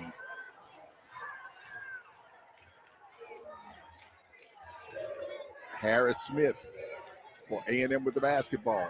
Now to Burgeon. Cross-court pass. A&M thought about a three. Now she is called for traveling, and it'll be Jackson State basketball. Coach, she traveled. She went down to Boston's on Lynch Street, Coach. She sure did, Coach, and didn't bring us any pan drops. I'm done with these dudes right here. Here comes Jackson State with a chance to extend the lead. Lady Tigers by 1, 53-52. We're coming up on 5 minutes to play in the fourth. Dilworth falls down, and a foul called on Alabama A&M's Jaira Harris-Smith. That's 3 on Harris-Smith. But JSU will inbound the basketball. This Alabama A&M team is well coached, Coach. They are really passing lane. They're cutting through the passing lane and making it tough. If we don't go to the ball when we pass the ball, they're going to intercept that ball. Coach, I tell you what, you hit that on the head. We talked about this in the pregame show. Dilworth is a great player. She's driving to the lane, trying to draw these fouls, knowing if she gets to the free throw line, she's a really good free throw shooter. Coach, I'm telling you, we need her to come up big for us in these last 5 minutes.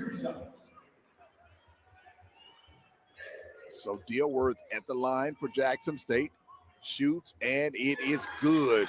Wow, effortless. Jackson State extends to a 54-52 lead.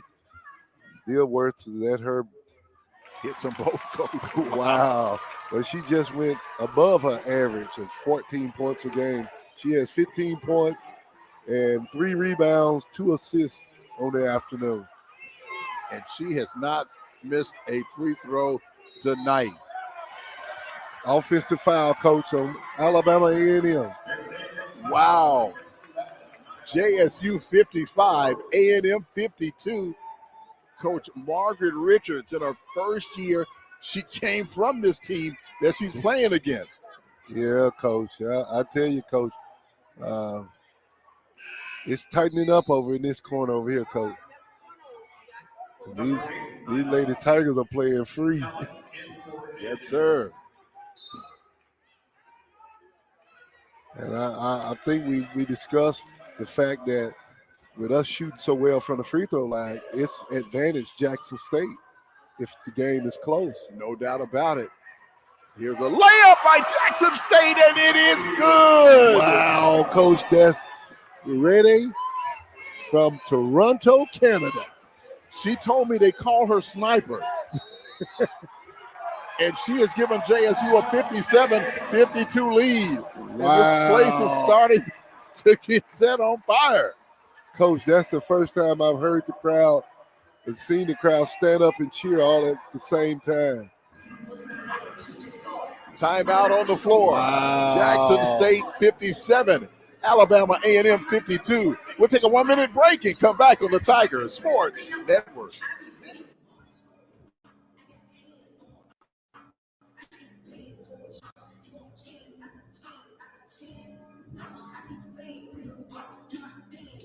Oh, man, we starting to pull away now.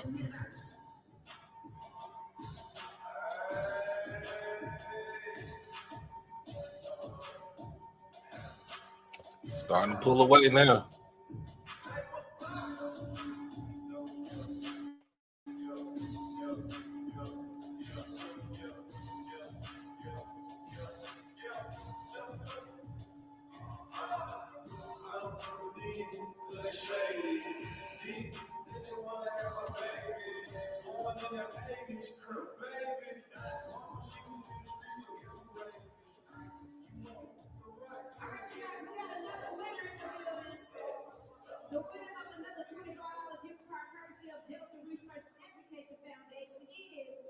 So let's give it up for Bakery Tucker fans.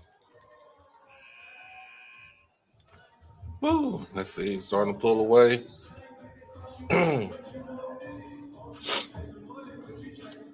I like this team. I like it. Scraps.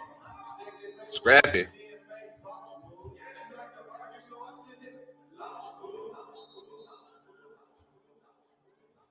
With a 5-point lead, I think we got like 5 minutes left to go. I knew Jay White was going to come in somewhere. Y'all losing, bruh.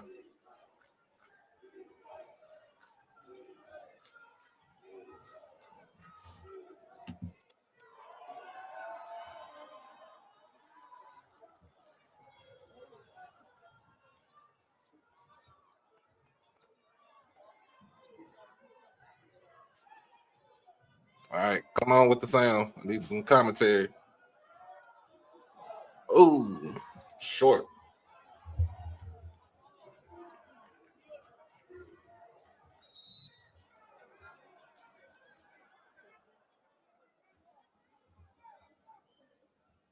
Ladies talking about T3 and 30.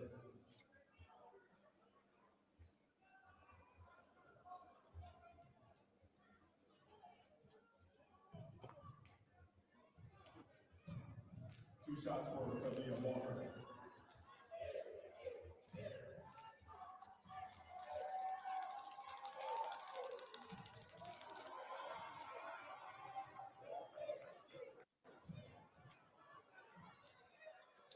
In a sense, you know what? I will foul number 25 for A&M. She only shoot 50-some% from the free throw line.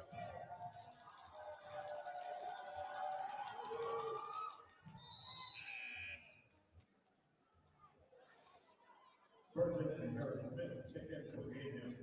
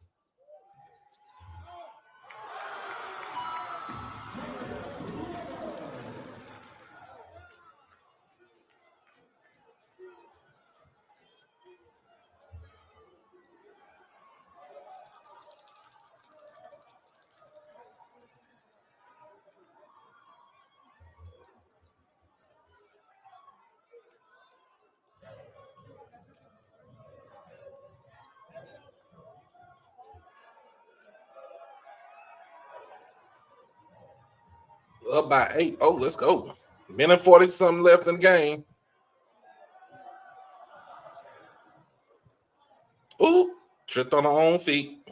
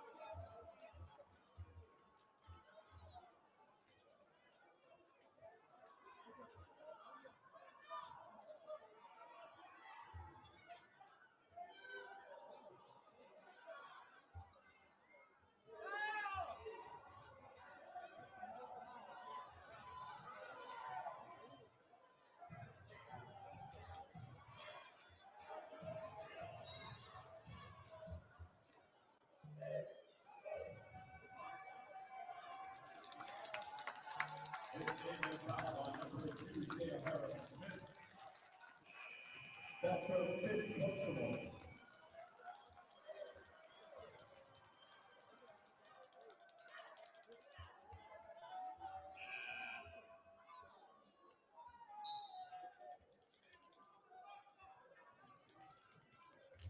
I ain't saying nothing. I'm just let y'all watch.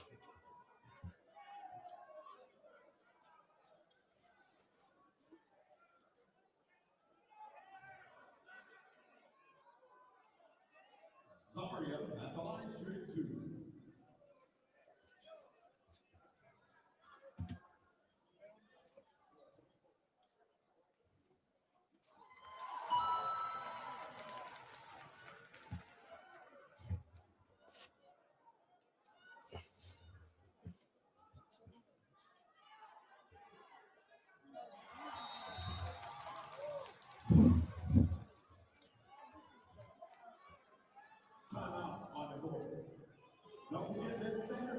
Thought herself, coach. No, I'm wrong. 32-28. So we're winning the rebounding area. We've cut down the turnovers, coach. And we're playing tenacious defense. Alabama A&M, Jackson State is on a 6-0 run right now. Alabama A&M 0 for 5 in the last 2 minutes. They've had 4 turnovers in the last 3 minutes, 6 turnovers in the last 5 minutes. This defense is unreal, coach. This is amazing to me. Jackson State playing the number 1 team in the SWAC, and they lead by 10 with 49 seconds left. Listen at this stat, coach. This offensive team averages 65 points a game. Alabama A&M does. They had 53 points tonight. That's called defensive effort there, Coach. Absolutely. They came in averaging, what, close to 70? Wow, Coach. They're almost 20 below their average. So out of the timeout, A&M inbounds a basketball with 47 seconds left. It's a four-possession game. Three-point attempt for A&M, no good. Coach. Jackson State with the rebound. Coach, that might do it. That's it. It's over. Coach, another three-point shot. 2 of 18. They're 11% from the three-point line, and they're still shooting. Coach, I don't think A&M needed to shoot as many threes as they did tonight. Wow. This is amazing. We're going to try to get a word with Coach Richards after the ball game, but right now, Jackson State looking really, really good to hand Alabama. Man, turn that down, man. Wow. To hand Alabama A&M his first conference loss of the year. Again, A&M coming into this game 9-5 overall, 2-0 in the SWAC. Jackson State 3-9 overall and 1-0 in the SWAC, tied for second place. Man, what a job Coach Richards has done with this team. Wow. He came here with no players at all. Every player on the team from last year is not on this team this year. That's right, Coach. Not one player. And remember when we walked in, one of you young ladies that's on the team was a trainer last year. Exactly. That's right. But what an effort by these Lady Tigers. They weren't intimidated by all of the fanfare and all of that stuff. They were focused. They played ball. They limited their turnovers in the second half. And I'm telling you, Coach, when you got a team like this that shoots 94% from the free throw line, that is amazing. That's amazing. JSU missed one free throw. 17 of 18 tonight. Can they turn that down? I know. Can they turn that down, man? Maybe I've gotten too old, Coach. No, I think I've gotten too old. It's too much chatter. All right, Jackson State inbounds with 36 seconds left. And they lead it by 10, 63-53. Cotton is fouled. Or did she step out? I mean, I don't know. Alabama A&M trying to foul them, and they're right there. But we got a timeout, Coach. Jackson State called a timeout with 27 seconds left. It's looking really, really good now for JSU. Only a miracle can give Alabama A&M the win now. It's a four-possession game. To be or not to be. 27 seconds left. What an effort by the JSU Lady Tigers. Wow. This is unbelievable, Coach. I can't sit here and tell you I saw this coming. Here, exciting Jackson State basketball all season long on FM 88.5 and the SIP FM. 27 seconds to go. Jackson State with a 10-point lead, and the Lady Tigers will inbound the basketball in the front court, on the far side of the front court. This has been an amazing game for Jackson State. So Cooper will trigger the ball in for the JSU ladies. Move out the way, Lil Willie. We're going to get Coach Richards up here after the game. I got Mr. Boss to do that for us. Okay, all right. Good job. He ain't doing nothing else. All right. Dealworth gets the inbounds pass, drives, had it blocked, and a foul called on A&M with 22 seconds. Coach, I've seen a lot of basketball, but I don't think I've ever seen or called a game where Jackson State has shot 93% from the free throw line. No, Coach. 94.4%. Wow. And they have needed every bucket tonight. And guess who has the ball? Dealworth. 17 points already, 4 for 4 from the free throw line, 3 rebounds, 2 assists, 1 block, 3 steals. Do I need to keep talking? Yeah. She cooked the cake. Yeah, She made some Kool-Aid. She did everything This free tonight. throw is good, Coach. They are incredible. 18 of 19. 18 of 19 from the free throw line. She hits them both. And 19 that's a of 20. 12-point lead for the JSU ladies. Wow. Wow. Athletic director Ashley Robinson is up here celebrating with us, Coach. Coach, this is amazing. This is amazing. And that will do it. Wow. 9 seconds left. The Lady Tigers, they do it. They beat Alabama A&M Wow. and 50, 65, 55. Wow. What a game Great for Jackson win. State. And they are celebrating on the court. Congratulations Wow, to the JSU ladies.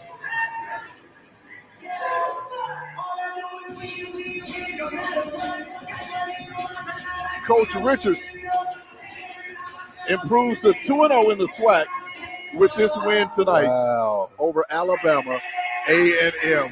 What an effort tonight for the JSU ladies, Coach. Look at Coach Richards, Coach. She is excited.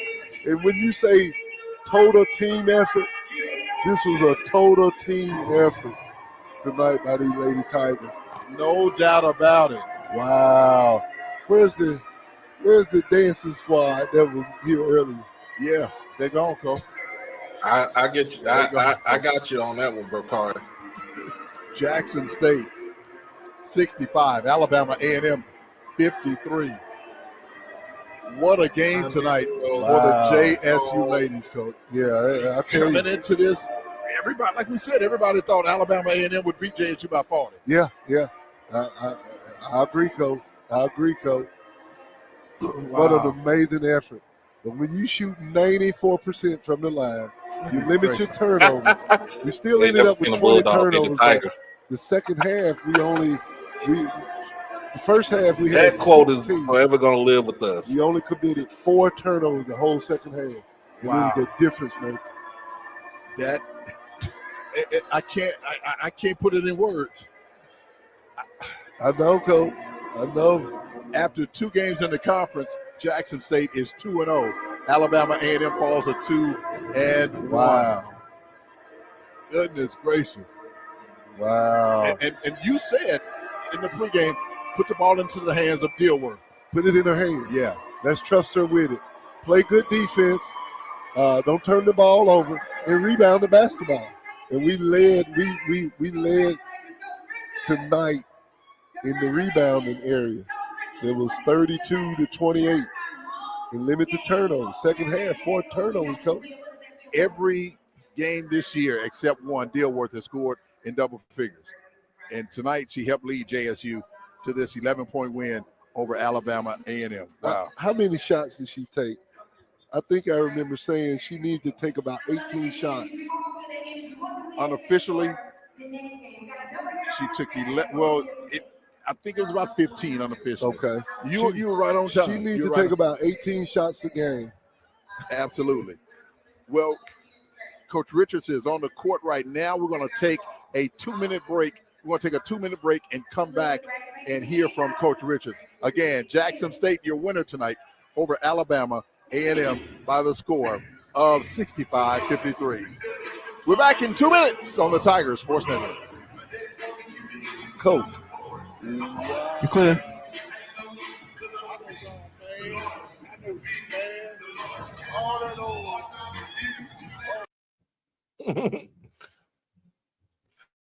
Oh man, we're gonna get back to it. Let's get into it. Let's talk about it.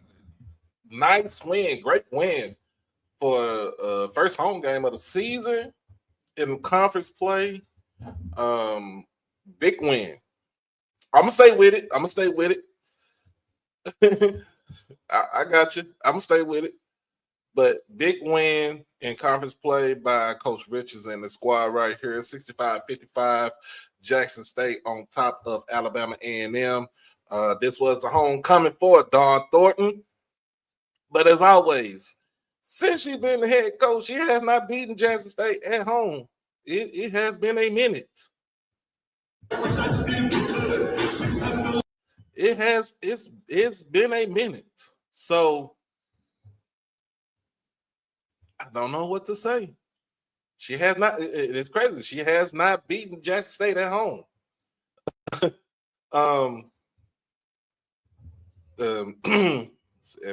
Prairie View, Pine Bluff, now A&M. She ain't beat them at home. Don't know what to say about that. But I will say this. Let's get into the stats on this game right here.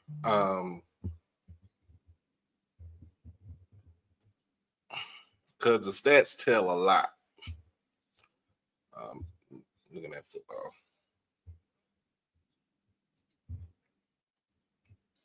The stats tell a lot, you know.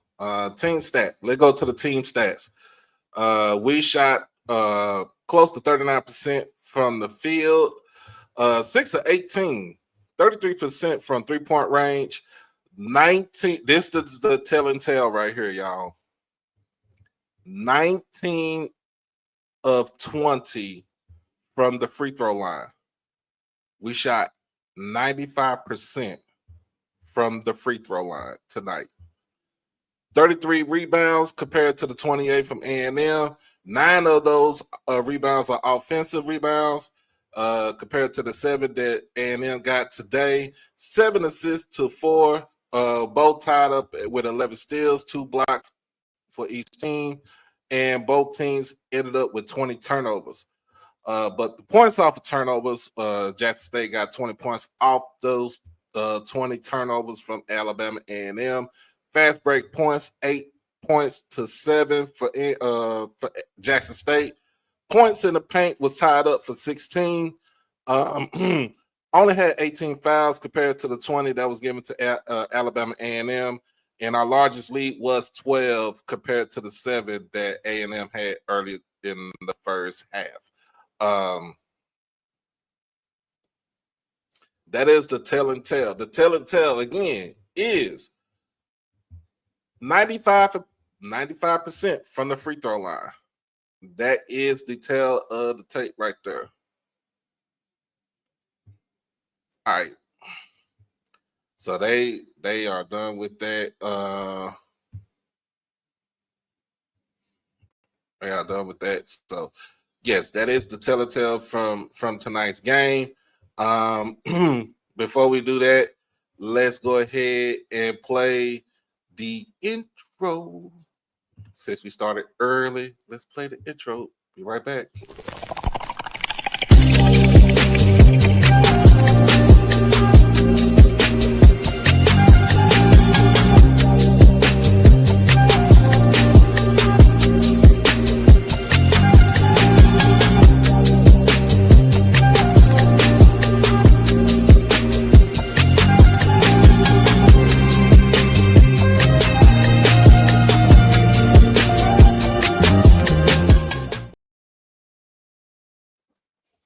All right, we back, y'all.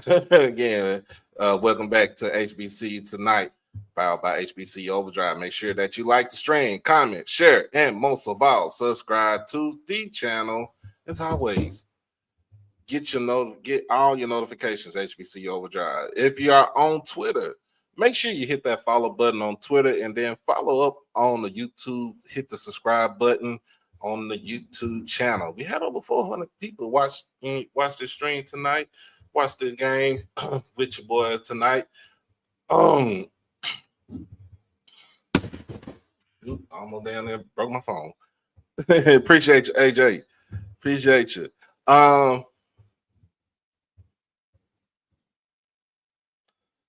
Let's get into it by scores. Talia Dilworth leads the team with 19 points. And she was 6 of 6 from the free throw line. She ended up with 19 points, 3 rebounds, 2 assists, 3 steals, and 1 block. to add to her stat sheet. There is a post-game interview, but they cut it off. They cut the stream off afterwards, bro. That wasn't on me. That's on them. Leading scorer for all women in the game was Khalil Walker with 20 points. Also with 5 rebounds, 1 assist, 1 steal. She was 8 for 10 from the free throw line, 5 of 10 from the field, 2 of 5 from 3-point range. So the tell was the free throw percentage was the tell of the tape. Also with the 3-point shots, with Jalea Cotton shooting 2 for 2 from the 3-point range. She also added in 12 points to go along with the 4 rebounds, 4 assists, and 1 steal. But she also had 6 turnovers. But we're going to work on the turnovers, though. And Massonet with the other lady that was in double digits for Jackson State with 11 points, 5 rebounds, 1 assist, and 5 steals. Five steals. So she led the team in steals tonight with 5. So kudos to the ladies. Now let's go ahead and get into it. The link is in the chat right now. Go ahead, you want to. We get ready to talk about Mississippi Valley. We're going to talk about Sam Shea and Deshaun Jackson. Talk about Miles getting a new head coach. And I'm going to say this. I'm going to talk about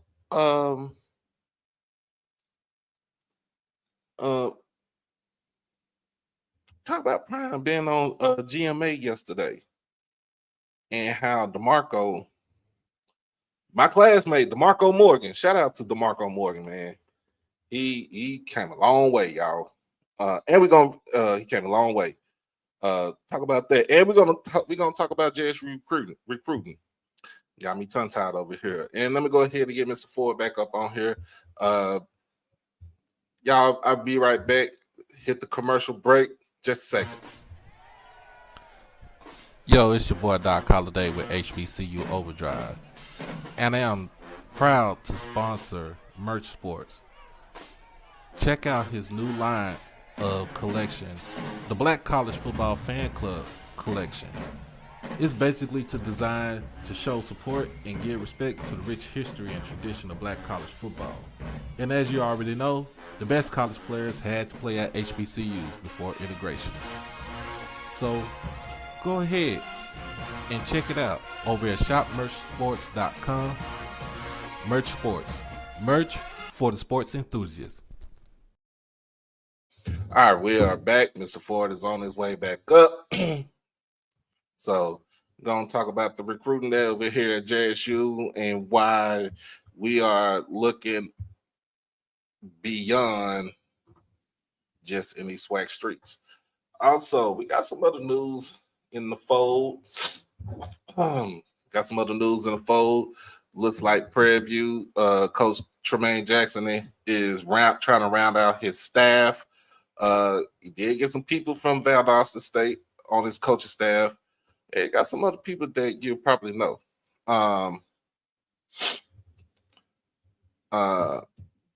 Michael Vick, Coach Vick, let's say it. Let's keep it a buck. Coach Vick is trying to get his staff put together. We already got Coach D. Jack getting his staff together over at Dale State. And again, Miles College just named the new head coach today.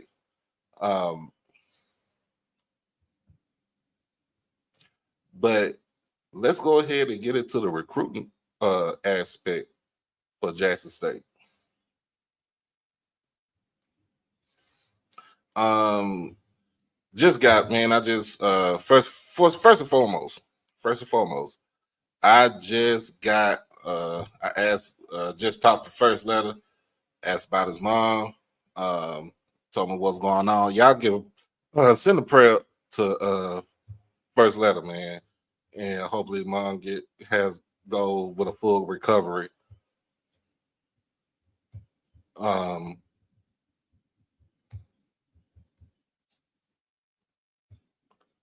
Hope she has a full recovery from what's going on. So, all right, let's go ahead and get into it. All right, Mr. Ford, what's going on? It's halftime of this. It's Notre Dame and Penn State game. Like I told you, I thought Penn State is a little bit too much for Notre Dame, man. You know, I'm gonna be honest with you. You know, I've told you before. The only thing wrong with Penn State is James Franklin. He's just not a championship coach. But maybe he gonna turn into one this year, but he ain't been one.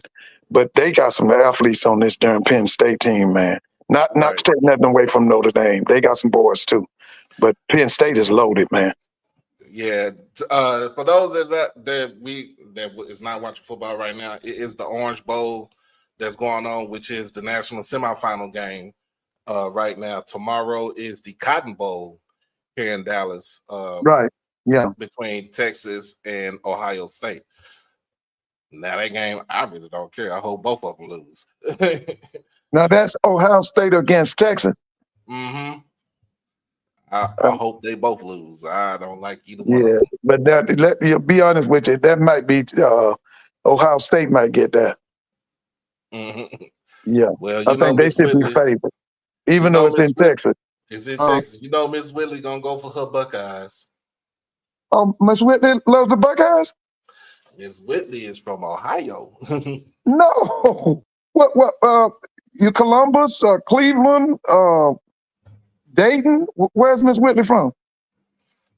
She'll have to tell you that right there. Where's Miss Whitley?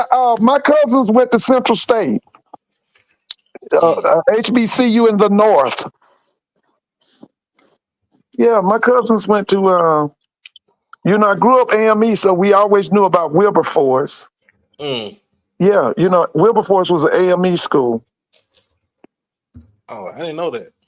Yeah, that's Wilberforce is a very old black HBCU too. It's got a lot of years on it. Yeah. Okay.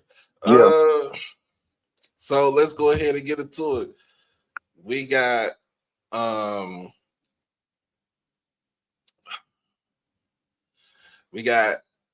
Coach Tremaine Jackson over in Pregame is forming out his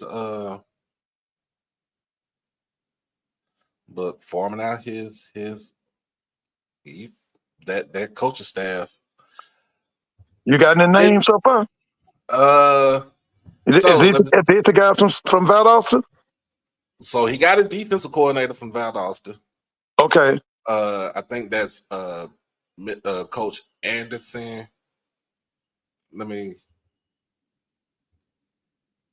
Yeah, you pulling it up? Yeah. So okay, you putting it on the screen, or you're not able to do that?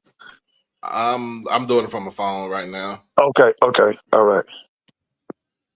And let me see.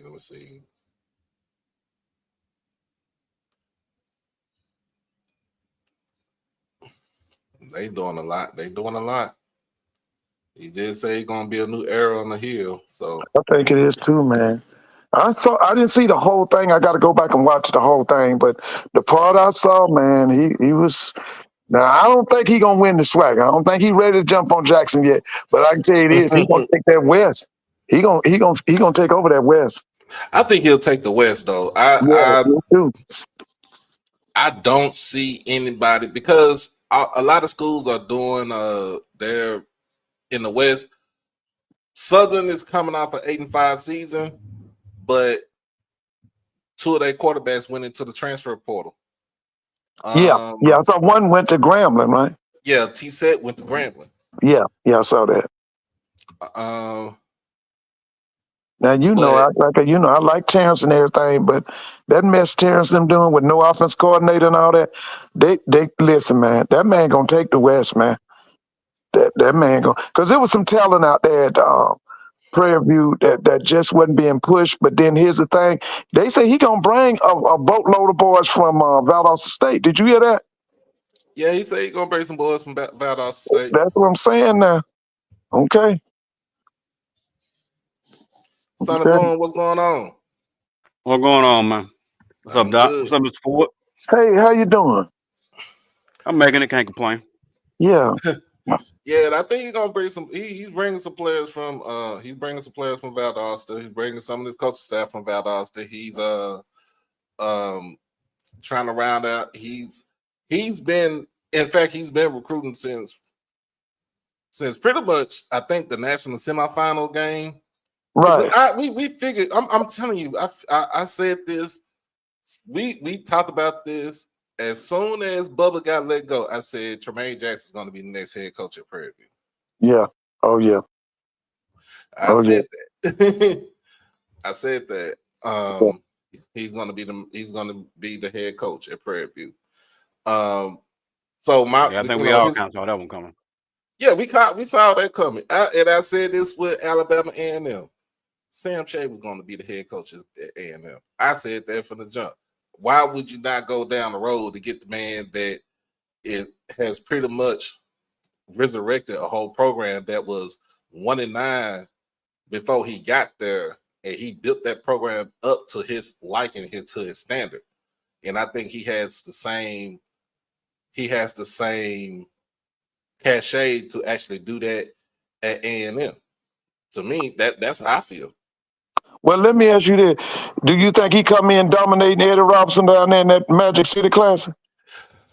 Eddie Robinson got some issues over there. Not saying that he got some things that he got to fix defense.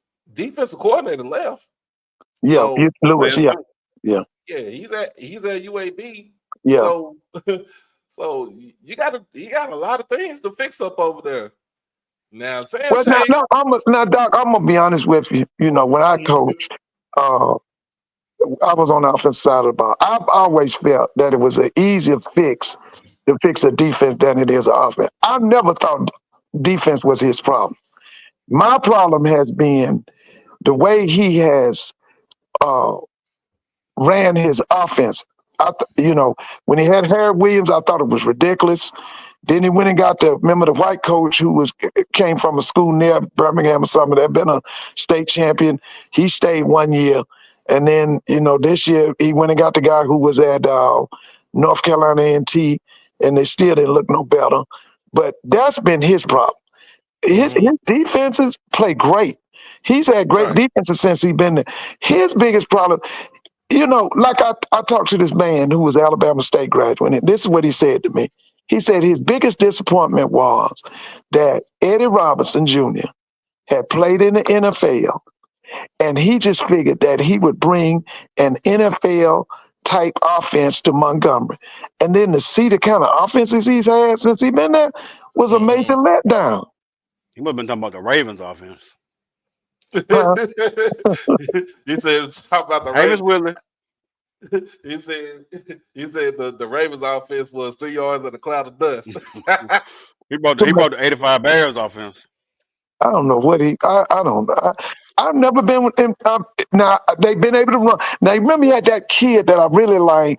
Was it Keyshawn Johnson? What's that kid's name? Now I really like that kid. Okay, but then that kid left, and he has never put together to me. Yeah, but he's never put together a orchestrated air attack since he's been there. Yeah, and it's crazy. I looked at it from it was earlier this week. Adrian Maddox, the cornerback that they had, went up to UAB. He balled out of UAB. Yeah, I heard. And then he jumped in the portal, decided that he's going to commit to Florida, and he pulled the rug up under them Gators and said, I'm going to the Dogs. Georgia? Yeah, he's going to Georgia. I can believe that. He's good enough to do what he can do. He back. Yeah, he was tough. I remember he was the one that was about 6'2", 6'3". Say 6'4". Yeah, he was good. I remember him because they deep. 1 year that defensive backfield was outstanding, man. Oh yeah, all them guys was pro prospects, every one of them. Mm-hmm. And I think he got 2 years left too. So yeah, 2.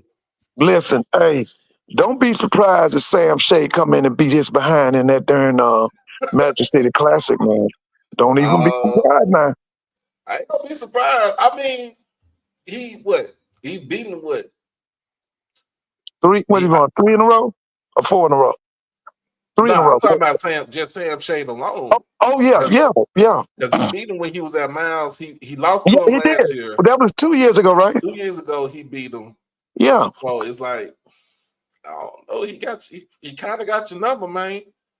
And last year it wasn't even. Last year it was a closer game than what people would think.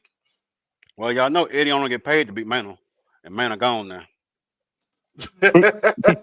He only get paid to beat Cordell Maynard. Listen, man. You know what? I'm gonna be honest with you. Fake Eddie Robinson and fake Those two hires that Tremaine Jackson hire and this Sam Shade hire, this has uplifted our conference a lot, man.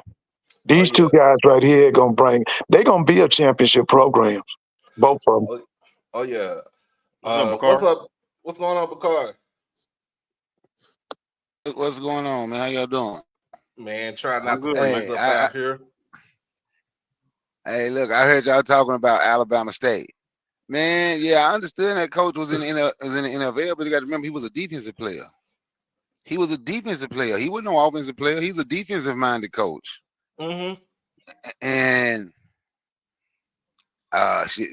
coming from the Titans, when was he there? He was there with Eddie George and McNair, right? Look at the offense they run. Yeah, I mean, look at the offense they ran. What did they rely on? As good as the running back, as good as McNair was, as good as they had Derek Fisher. I said Derek Fisher, Mason. I mean, my bad. Mm-hmm. Look at the offense, and they coach didn't want to. That's why they never won a Super Bowl with that dumb coach. Never won nothing with Jeff Fisher, the worst coach in history. But my point is, he was a won that Super Bowl. He's a defensive-minded coach, and I don't know. I don't know if his offense is gonna ever get better. Who's his offensive coordinator? Who? Talking about Alabama State. Chris Barnett. He came from North Carolina A&T. By way of Western Salem. Ain't gonna let him be too much. And it's Mr. Ford I got a surprise for you. Huh? Austin Hooker went back to A&T. Oh, he did? Well, yeah. Okay, because that's Gibbs. Yeah, okay, I can see that. Yeah. Okay. He said the only reason why he left A&T was because they had hired Vincent Brown. Right. Okay. Yeah. And he knew they said he knew that he wasn't gonna get a fair shake as trying to compete for that starting quarterback spot. Right. Okay. I saw his dad. You know who his dad was? Dad was legendary at A&T. His dad was Alan Hooker. Mm-hmm. Yeah, I think he played for Mo Forte. So let me ask you, I heard y'all saying Prairie View gonna run the West. So I got Alcorn winning the West. Nigga, I'm gonna be honest with you. I got Alcorn winning the West. It depends on who they got as a quarterback. Because if you get the same offense that I seen time in and time out from last season, they gonna get again. I had them winning the West last season, and for as I was, they choked. They choked when they lost. They choked against the Southern. That's when they lost. When they choked against Southern, they choked against Alabama State. Yeah, should have won the game against Alabama State. Yeah, they sure should have. Well, you know, the first choke was they gave up their home field advantage to go talking about a damn classic. Hey, let's go play down here. We got a classic. You gave up your home field. Because I watched that game too. Yeah, Alabama State got some good calls. They were playing in Alabama. Alabama State got some good calls in that second half. But they gave up. If Jack State can play at Mobile, we can too. But that's on them. Giving up your home field in to go to somebody else who's basically playing at home, talking about a damn classic. Mm-hmm. It's on them. Man. It don't make sense for them. It's different for us. I don't think it don't make sense for no. I don't think Jackson State needs to keep running to Alabama, playing Alabama A&M. They don't never come to Jackson. You go to them every year. Yeah, but don't nobody really show in the game in Jackson though. The last time they came to Jackson was in the spring season. That was the last time they came to Jackson. To me, Jackson, you tell me, yeah, we'll play a classic of y'all home game, but my home game, I want to be at home. Now that's just me, because I think they lose money going through all them classes. Because it don't make a difference. Jackson State gonna make some money at the gate. I just think they lose a little money. That's me. I don't know. I got you.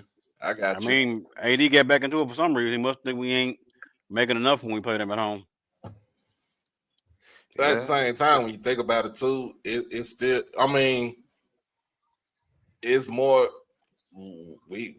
It's more of a recruiting process because how many kids we done got that's from the Mobile area that pretty much not too far from Mobile. Right. To Mobile. Around the Mobile, like just around the Mobile area, just around South Alabama, period. How many of them kids we get? I think we got quite a few. Let's see, we got Miles College names Chris Good as their head coach, Mr. Ford. Yeah, I remember him. He had a brother named Kerry Good, didn't he? Mm-hmm. Yeah, I remember Chris. Yeah. So he is the new head football coach at Miles College. Right. Deshaun Jackson was introduced yesterday as the new head coach for Delaware State. I did broadcast the press conference yesterday morning, and I listened to it to where he's coming from. Kind of strange to me to hear because of the simple fact that when he talked, he got that California drawl in his voice. But yeah, he's from LA, right? Well, this is something that we just found out yesterday. He said he was born in Pittsburgh, Pennsylvania. Yeah. Okay, but so he grew up in LA. He grew up in LA. Yeah, he scratched me as the LA guy. Yeah, I thought he was. I like Deshaun. I think Deshaun Jackson going. I think Deshaun. The only thing I'm gonna be honest with you. Only thing I look at them a little sideways when they talking about Prime is their mentor. Like what he did. Eddie George is still there. I don't know why Eddie George don't get the respect for being there and still. But other than that, I think Deshaun Jackson going. I think Deshaun Jackson going to do. I think Deshaun Jackson going to do good. I really do. And I mean, well, because he's still part of this generation, if you think about it, because Deshaun ain't even hit 40 yet. I think Deshaun like 30, 36, 37 years old. He's still young. So he ain't even hit the 40s yet. But I mean, looking up the Prime as an athlete, that's understandable because of the stuff that he did on the field for two sports. So, but at the same time, I mean, he was the only, at the same time, he was the one that was already in the spotlight as far as being the head coach at a HBCU. But the way I looked at the introductory conference, the press conference, I didn't see the same type of feel. Some people said, well, it's like Prime. It felt like a Prime thing. And I'm like, nah, I don't think it's a Prime thing. I think he's coming in on his own. Huh? It didn't feel like that to me either. It didn't feel like that. He has his own, to me, NFL players, current and former NFL players are automatically taught to be media trained. You usually when you come in during the draft, you are media trained from the jump. And they tell you what to say, what not to say. And this is just not coming from the NFL. This is even coming from your own team that picks you up. I looked at it and I listened to it and I just said I don't see that feel. I hear more of his enthusiasm for being a head coach, and not just in the HBCU realm, but just being a head coach overall. He had he was offensive coordinator last season for Woodrow Wilson in Long Beach, which is his rival when he was in high school, when he was at Poly. And just listen to him say he was only what he was only a couple of points away of winning the state championship in his first season as an offensive coordinator. That tells me something, tells you something. But like we always said, Mr. Ford, it's always what type of staff is he going to put around him. Yeah. He does have an assistant head coach, which is Travis Clark, which is basically his mentor. Okay. He was the head coach at Wilson, Woodrow Wilson in Long Beach. I think he did coach Deshaun in high school when he was at Poly. So he has extensive training. He has extensive background as a football coach. I think he has over 25 years as a football coach / head coach. So where you can get your training from him, but you also got to, you're going to get some training on the fly too. It's all about, like I said, it's all about how he get that staff. Whatever he has for his staff, who he gets for his staff, that's how this season's going to come out, and the players that he got coming to him too. I'm looking for a youth movement. I hope it's a youth movement for us to coach on. I'm talking about. I hope more. I hope more programs hire more young, give more young people the opportunity. Because I'm telling you, I believe that youth work wonders. Like Javancy, Coach Javancy Jones. What's the linebacker coach? And then they got the one, he's young, coming from Florida. I sure think that helped. I really believe that helped Jackson State, not just in recruiting with everything, because they can relate. Because like you were saying about him, Doc, what you say, he's like from this generation. So man, you get that youth movement. I really think you have to have a coach that can relate to the players. Yeah, so you got to relate to these. Like you literally got to relate to these players. Who's that? Coach on the linebacker? Coach Orr, yeah, he got the linebackers. You got Javancy Jones, Coach Orr, Callie James is young. You got Coach Kirk, he young too. Yeah, Coach Kirk. You got 4 dudes on this. You got 4 dudes on that staff that ain't even touched 30 yet. And then you think about it, then Coach TC. Now that's good because Deshaun Jackson is young. What's Coach TC, like 44, 45? Coach TC just turned 46. See, he's not old. And then his assistants and things is young. And I hope, because I'm gonna be honest, of course I want Jackson State to win, but I want to see HBCUs better. Because I'm gonna be honest, because when I watched that FCS championship game the other night, people say I look through blue and white glasses.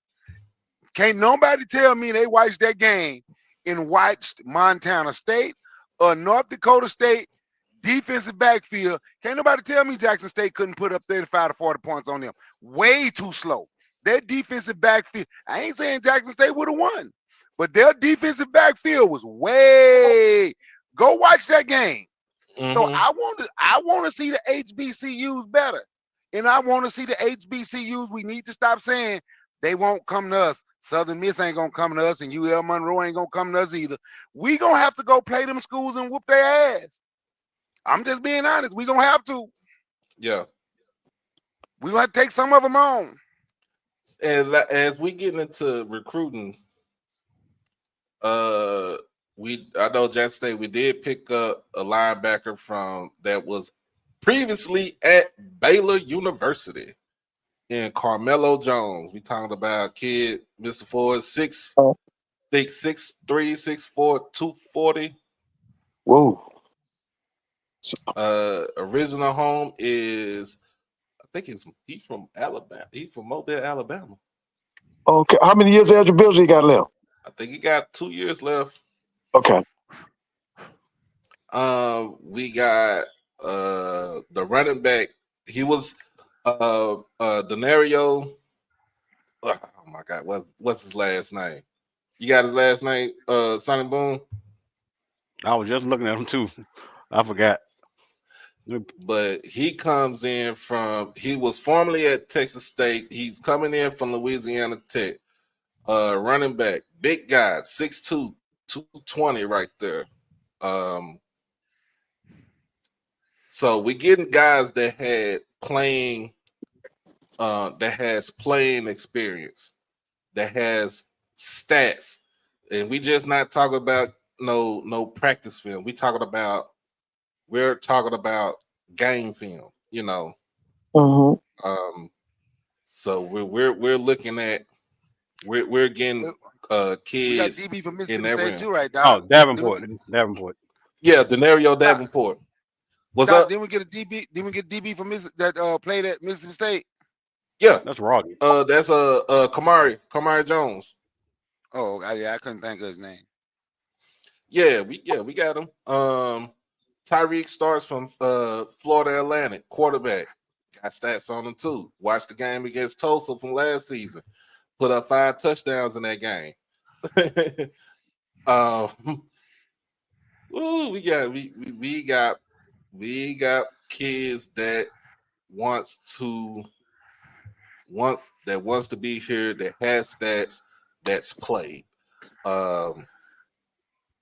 We just picked up another, and then today we just picked up another kid. From here, from Dallas, from the DFW area. Camden Hardy. Yeah, Camden Hardy, yeah. Defensive back, safety. Talking about 6'2", 190, 6'2", 195. Former school was Northwestern State. Played here in Frisco at Reedy High School. So went on his visit. I think he went on his visit earlier today. And he committed today. Yeah, he committed today after his visit. Yep. Mm-hmm. He should have. You know what? Next season it's gonna be real interesting. I see Jackson State running it back. I'm being honest. I really see it the same way. You got the lineman too. Oh yeah, we got the lineman from he came from Brandon, right? Brandon High School. Yeah, he about the same size as one of the tackles we had last year. Mm-hmm. The one from Brandon is a 2026 commit, right? The one from Brandon High, right?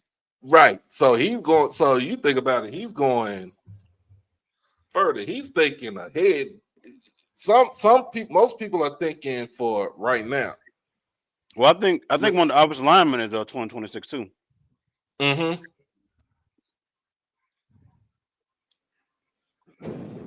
Yeah. So what line do we have got? Towns Blue, he have no more eligibility, right? No, he has the JUCO eligibility. So he got one more? Yeah. Oh, he got one more. Wow. Yeah, he has one more. No, you know what? That defensive lineman came from it's the offensive lineman that's 2026. That defensive lineman came from ULM. The defensive tackle. Okay. Jalen Ware. Yeah, we did. We signed. He committed to us too. He committed. I think he committed yesterday. Yeah, I think the only one around eligibility. Where's he from? ULM. And where's he originally from? Starksville. He's from Stark. What's his size? I think he's 6'2", 280 something. Okay, so he's a defensive tackle. Mm-hmm. Probably so. Okay. Yeah, so we have been recruiting. We've been recruiting big time. And so and a lot of people been on social media and say, y'all think y'all gonna hate us now. We still got what? How many weeks? But like close 3.5 weeks left before signing day, before February 5th. February 5th. So it ain't stopping. I told y'all this holiday season, recruiting season. Yeah. Holiday season. Yeah. Mr. Foles said TC. I was listening to his old thing today. Timona put it up as a short. Mr. Foles said TC. He don't see nobody dealing with Jackson against Coach TC. What he say? They building a dynasty down there. They're trying to build a dynasty down there at Jackson State. You think about it. That what Mr. Fold. You still agree with that, Mr. Fold? Yeah, definitely. Oh yeah. I'm listen. I'm trying to balance two things. I'm trying to watch this because out of this game, you got what's this guy named Franklin, and the other guy's name is what? I can't think of his name. Oh, Freeman. Marcus Freeman. But now here's the thing about it: they showing the assistant coaches more than they showing the head coaches. Now, why they doing that? Mr. Ford, I don't even watch too much P4 football. I'm watching this, and you're damn sure telling the truth. Every time something happening, they putting it on. They putting it on one of them coordinators. Every One time. of them coordinators, they not even showing the head coaches.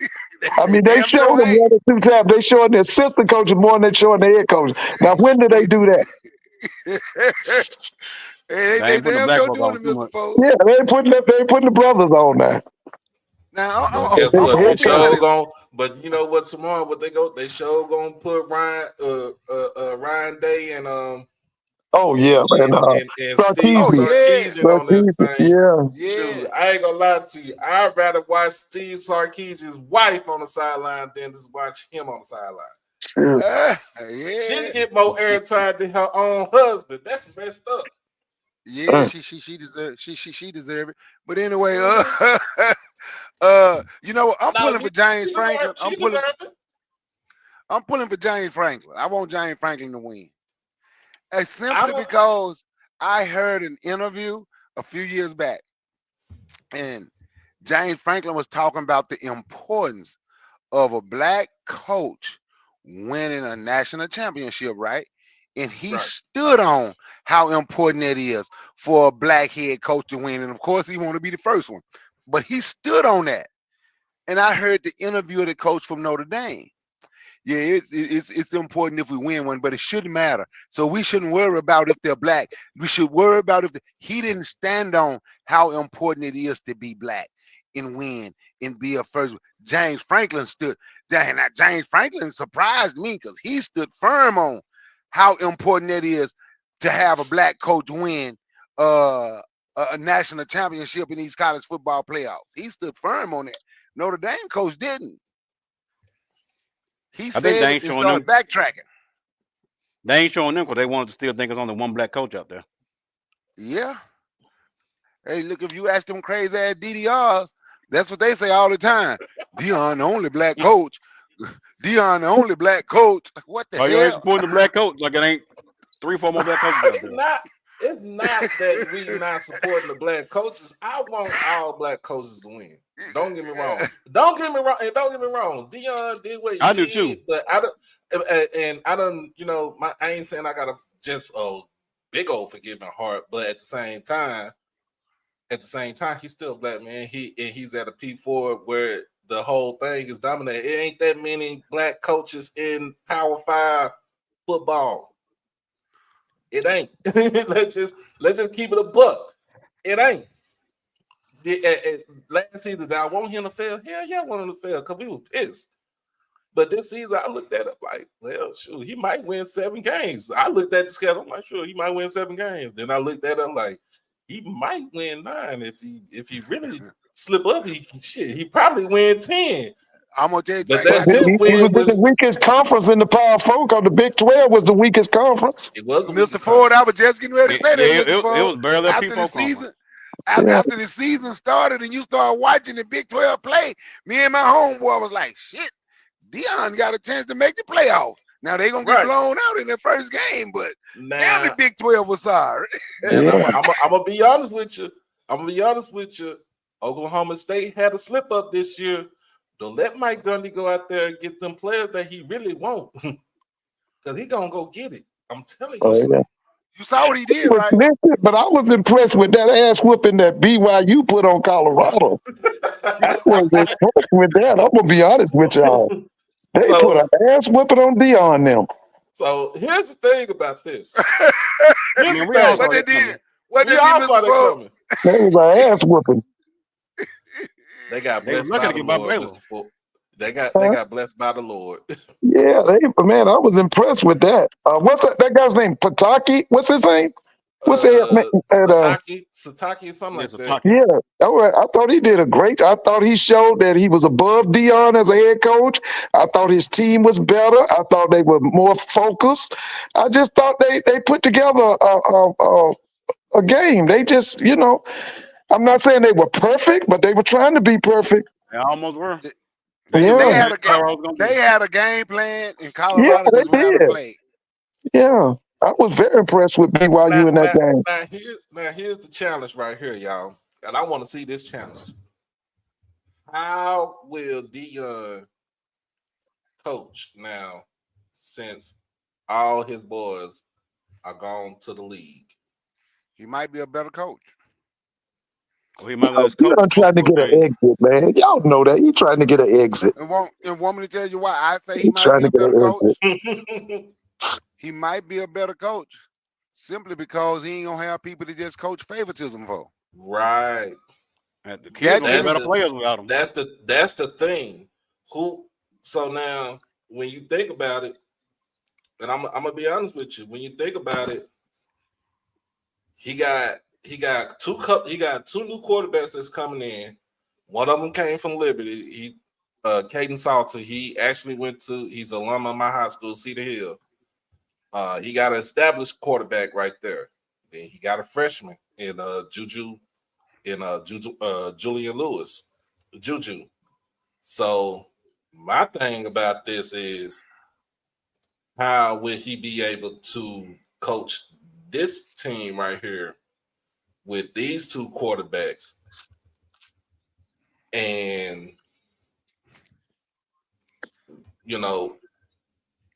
is he going to be there? Because I'm going to be honest with you, that buyout,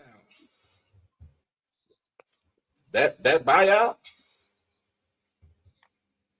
is Colorado ain't got that money for that buyout. Well, I want to ask all of you on the panel a question, and you got to pick one. Okay, I just need you to pick one. You are the general manager of an NFL team, and they put two young men in front of you, and you got to pick one. One young man is named Cam Ward. The other one is named Shadua Sanders. Cam And who Ward do you, okay, wait, let's start with you. Okay, so Brother Bakar, you say Cam Ward. ain't close. Cam Ward, it Okay, ain't even okay, close. all right. Doc, who you got? Well, we seen both of them. They both played. Pick one. Pick one. I'm gonna have to go with two. No, you got to pick one.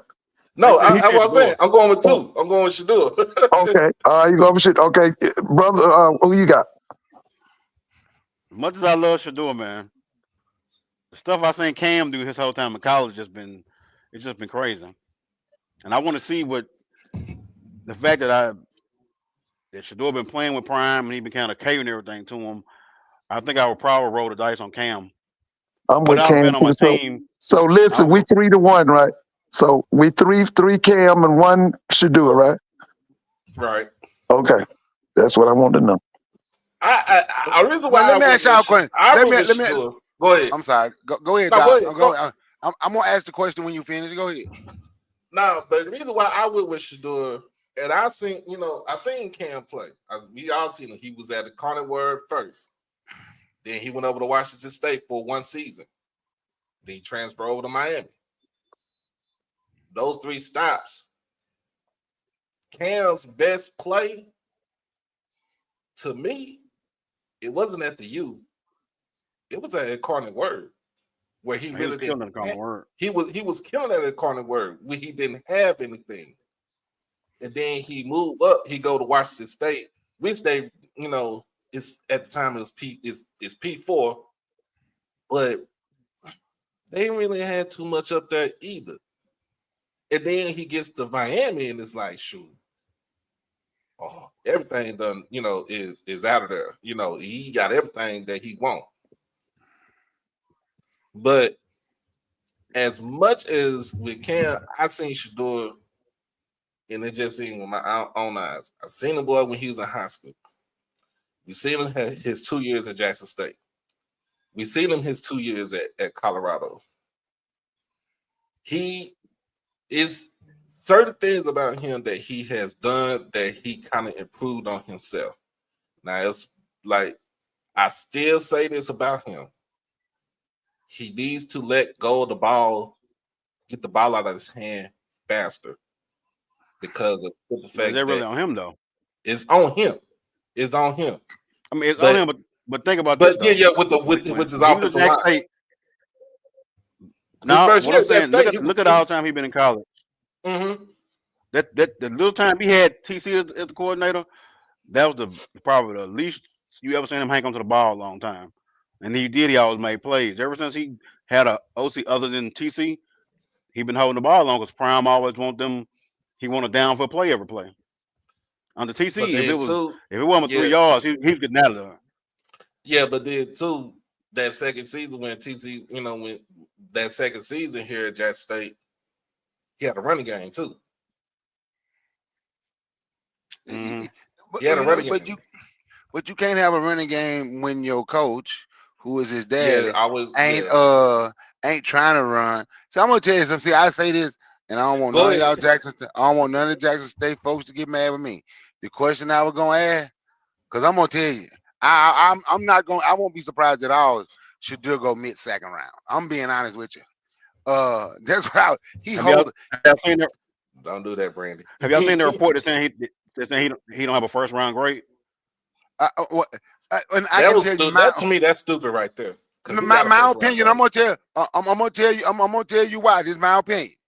When you watch him, we can look, man. Should do it. See, I don't. I'm gonna tell you something. When I watch, I'm gonna be honest. I really don't go on numbers all the time. I know the word is men lie, women lie. Numbers can lie too, especially Yeah, when that's you true. have a coach. When you have a coach that is coaching, trying to get two people in the Heisman race. That was Dion's whole coaching thing. So when you look at Shadur numbers, they're going to be Mm-hmm. bloviated. They're going to be bloviated. Yeah, I But get what you said though.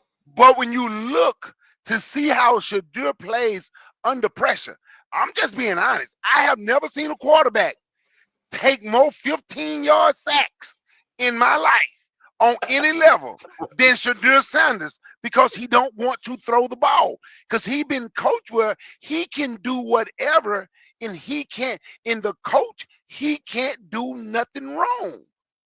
And if you I do get what you're saying though. watch the BYU game again that Mr. Ford just said he appreciated that ass whooping BYU gave him. Go back and watch that game. Go look and see after almost every play. Go look and see who Travis Hunter was cussing out. Go look and see who Travis Hunter was cussing almost every play. Go look and see how Travis Hunter was talking to Shadur. My homeboy called me, man. What's up with Travis? I ain't never seen him talk. I've never seen him talk to Never Shadur said like talks this. that much noise to Shador.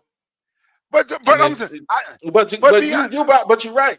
Travis, as one of the leaders on the team, has to go up to Shador and say, "Hey, you got to be held accountable for you holding that ball too long." It's just like what you said right there. As far as the way Travis putting in his words, we know he cussed his ass. We all know he cussed his ass out. He telling them like, "Hey, you got to be held responsible. You got to be held accountable."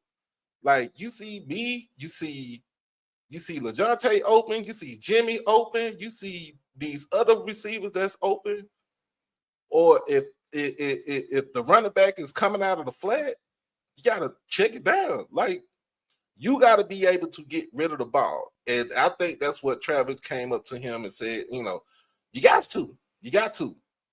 Because ain't no way in hell we supposed to have negative 30-something yards in rushing. All that is on you.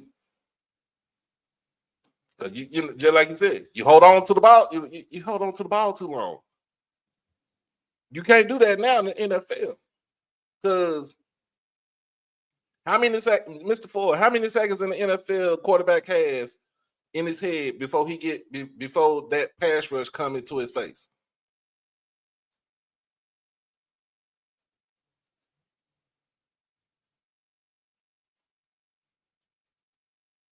Hello?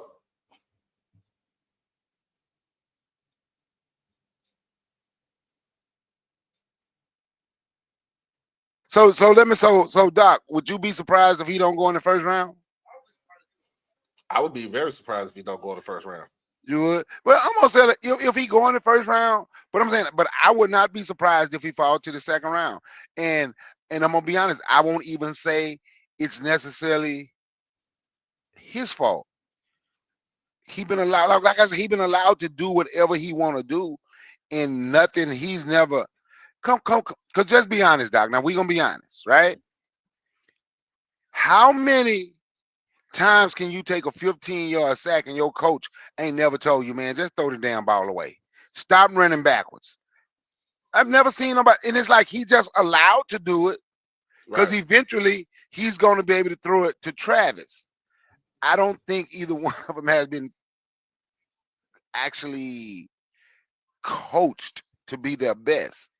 Shadur is a pro. Shadur gonna get a chance to play in the pro, gonna start in the pro. But I think because of, like I said, not a fault of his own. Sometimes it's the coaching is the reason that you can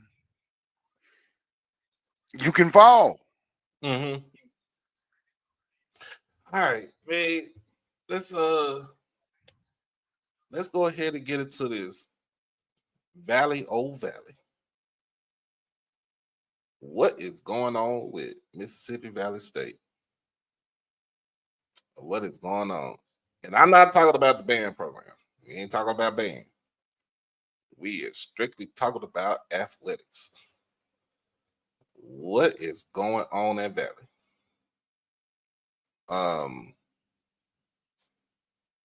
I think Mr. Ford is still watching the game right now. But y'all tell me, Bakari and Sonny Boom, y'all tell me on the panel, what did y'all think as far as what the hell is going on in Itabena right now, as far as athletics? They haven't had a football coach yet, Addy. Nope. Piss poor leadership. You can't explain what's going. That's just piss poor leadership. In Valley is the school right up the street, down the block, around the corner from my house. Mm-hmm. Shit, in Itabena. That's piss poor. That is piss poor leadership, man. That's what's going on at Valley. Mr. Ford said on one thing, he was talking about Jackson State. He said the president, the AD, and the coaching staff is all on the same page, right? Right. He was talking about Jackson State football. He said that don't happen at HBCUs too often. And if you look at Valley, you look and see what most people think happens at HBCUs. And I'm not saying it's that bad, but Valley leadership is just piss poor, man. That is piss poor. So yeah. Why did they fire the other coach? If you know, I don't know why. Do you know why? So word on the street was Coach Wade went to the administration and basically told him that he needed help. Like he needs help. He needs help to get certain things for the program. Like he needs to get, during the season, he had to let some of the coaches go. He had to play, some coaching shuffle during, in the middle of the season. When you think about it, once he made those, to me, once he made those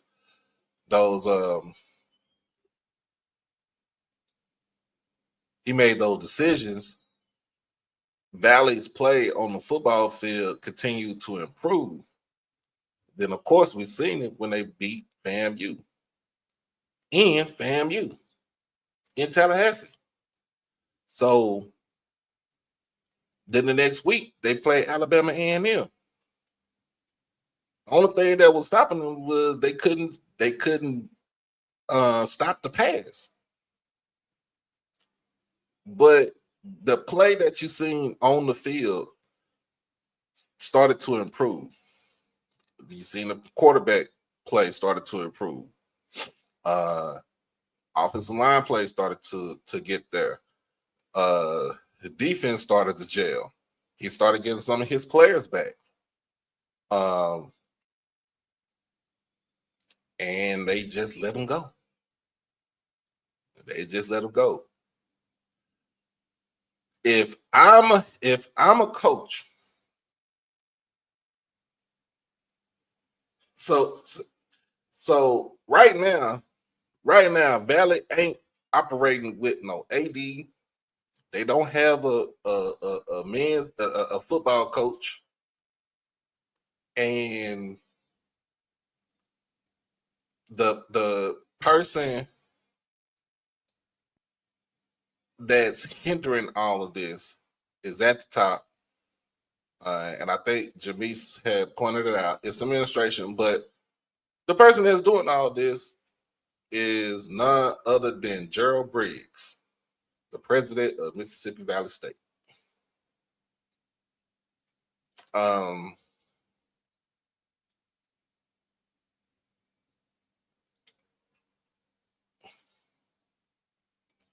But I would rather for you to tell the truth.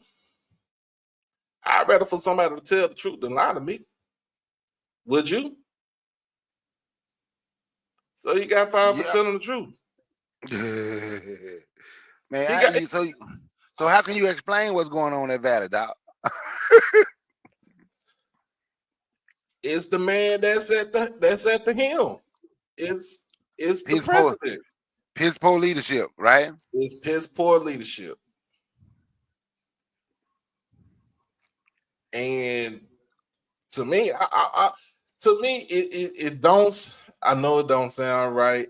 I know certain people don't like hearing us saying this, but do you actually drop Valley down to Division II? Well, I have discussed that with family and friends back home. But before you drop them down, I done found a job for Ed Reed. Ed Reed, now you go in and you talk about this school. This is your job. You go put this done. That's gonna be Ed Reed's job.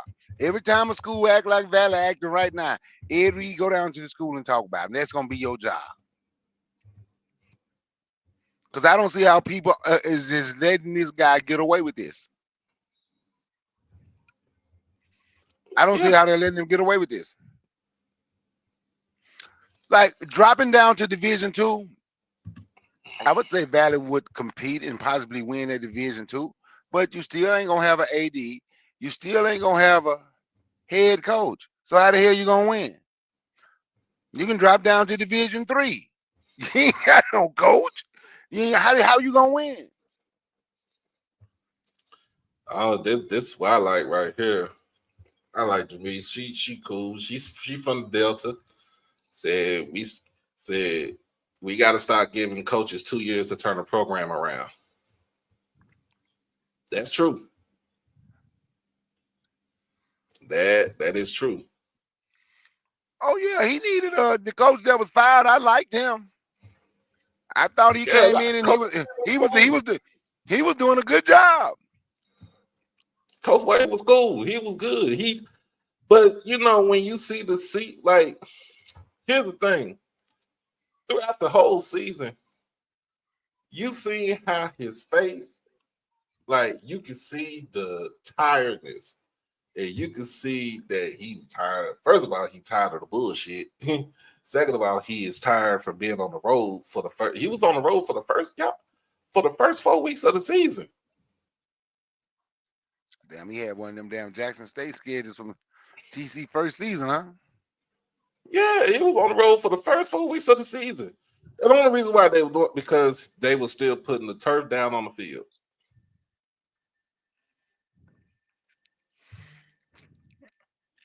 So ain't no schools reached out to him and gave him a job, huh? Not yet.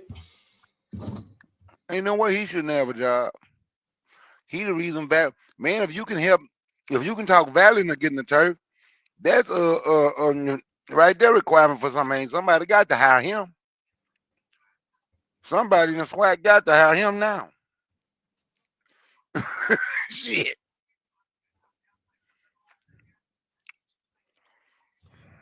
Yeah. He was like he was tired.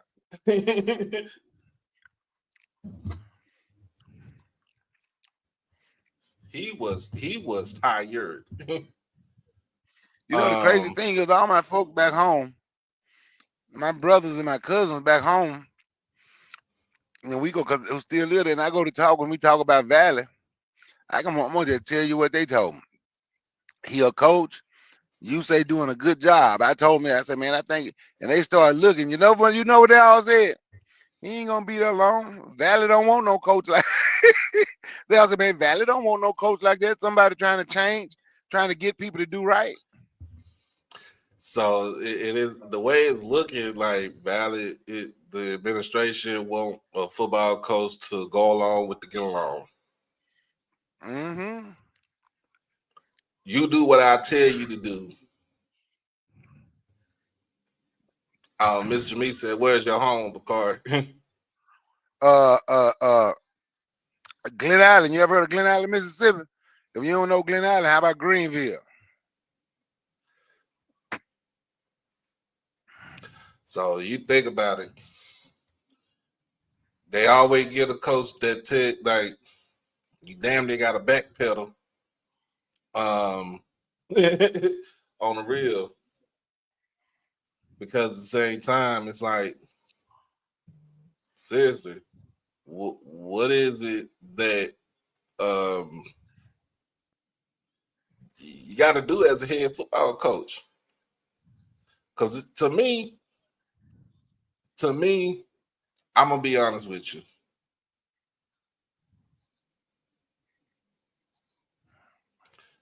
To me, I'm gonna be honest with you. If you hire me as a, try to hire me as a,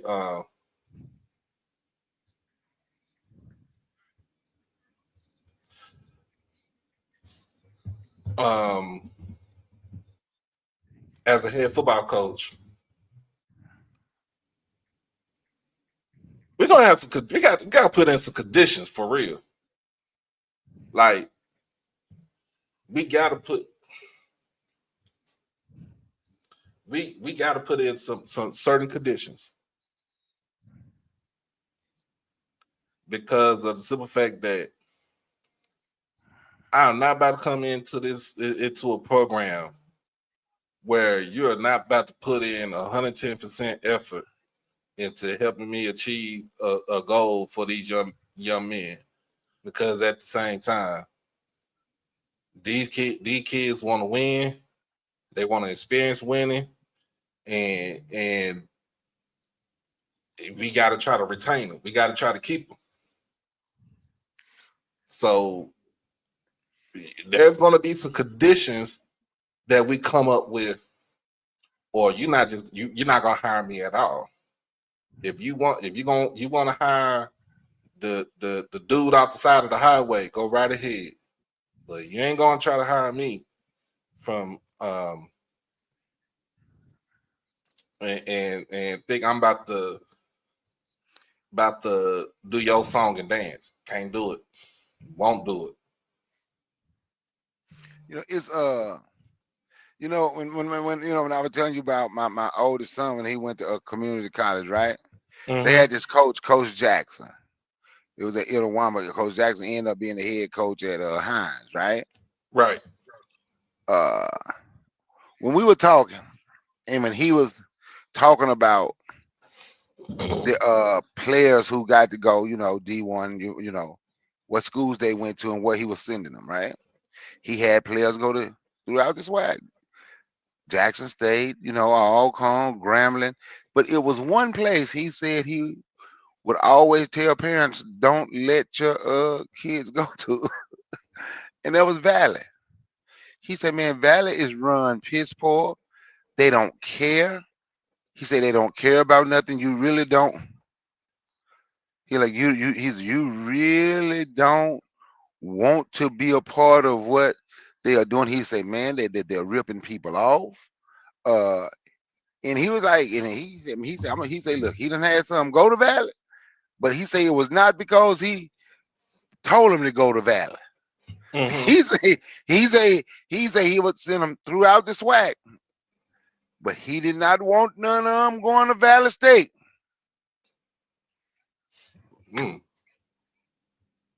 Not Valley. But to me, because then here's another situation you got right here, Bakari. Your interim AD is also the head men's basketball coach. Say that again. The interim AD right now is also the head basketball coach. George Ivory is the head men's basketball coach. He's the interim AD. So basically, they're doing like Bethune. Yeah, but so here's the basketball coach. Yeah, but here's the thing. This is the thing. Sonny Boone, I need you to come back up. Here's the thing. The way that Reggie Theus does his thing, he knows with football, he knows this is the thing I like what he does, that he did as far as when it came to football. Hire him early on before signing day. The first year, got to give him some leeway. At that time, remember, he gave him some leeway because it started late. Started a little bit late, but he kind of put together a good recruiting class his first year. This season, he had full accountability. It didn't show up on the football field, but whatever Coach Woody needed, he go to the AD. Football. So now you're in basketball season, but at the same time, guess what?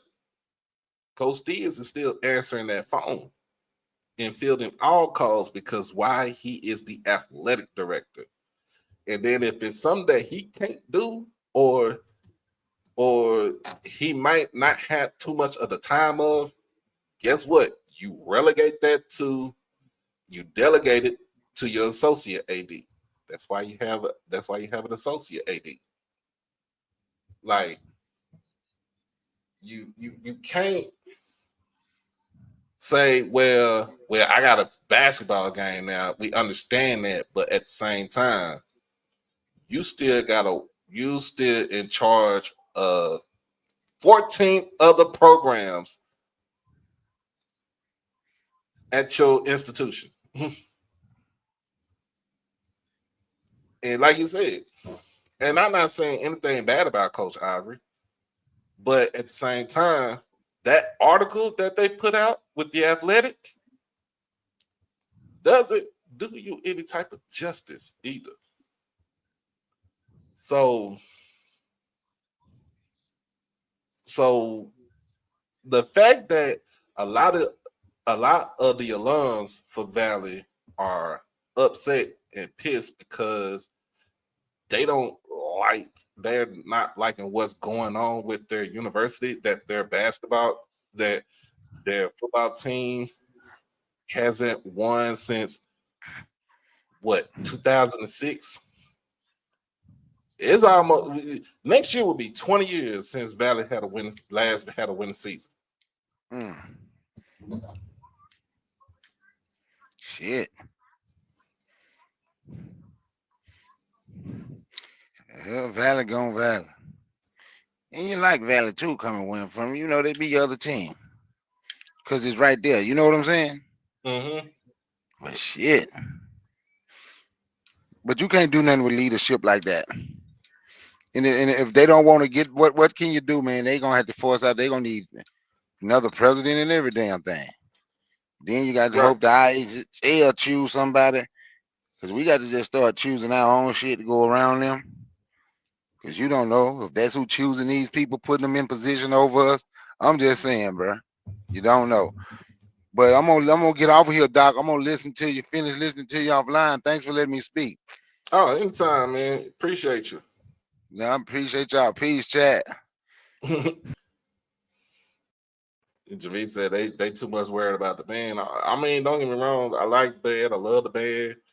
You know what I'm saying? Band here, right here. But at the same time, your athletic program is in shambles. I'm going to just call it the way it is. Yes, I read up on that one with, you know,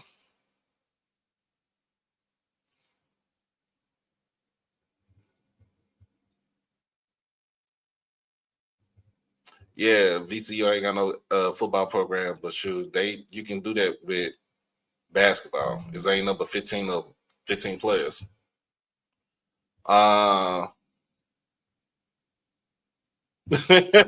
Yeah, 20 years ago. Next year it'll be 20 years since they had a winning season. And I felt like he would have had a winning season if you would have gave him the adequate anything. But it's just like Mike Reed said, Valley gone Valley.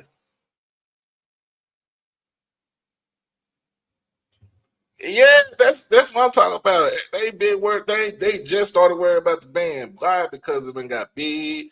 You done got a man up in there that, you know, that's a YouTube legend now.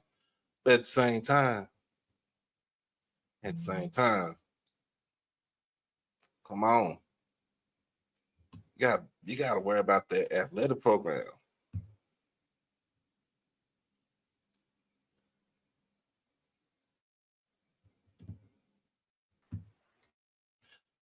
Yeah.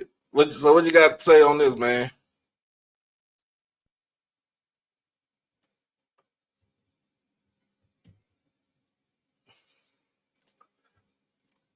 What you got to say on this? Because this is bad.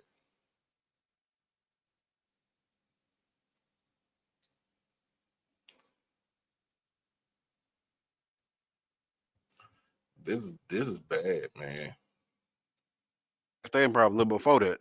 So I think they just need a total overhaul, top to bottom, university athletics. I'm not even sure this so-called progress they're making with the band is gonna last as long as we think it is. I think they just need to go back and reevaluate everything they got going on. You think they need to be like Mississippi College and just give up on trash the whole athletic program? I don't know if the SWAC could drop Valley because at the same time it's through the Council of Presidents. And you have to look at the bylaws. You have to read what's up with the bylaws on that. Oh my goodness. But yeah, that's something that I don't know what you could do, Lily. Let's see. We got this weekend you got SWAC play, men's and women's, Alabama State, men's and women's. Women start at 12, men start at 2:30. Then if you are in the Vicksburg area, I'm just putting this out there. You know, Ken and friends are having their I would call it a soiree. That's what I would call it. But now they're having their big time dinner, their big time hosting with the collective and everything Saturday night.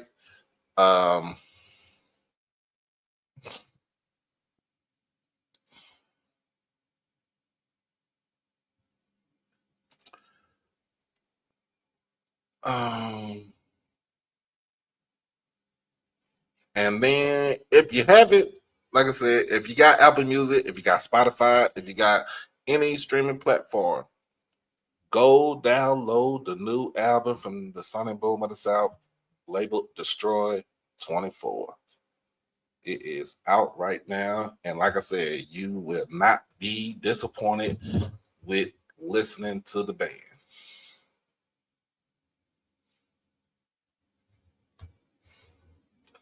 And When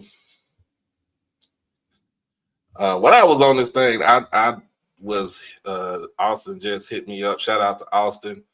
Asked me if I had another phone number. I'm like, yep, I got another phone number. So just got in contact with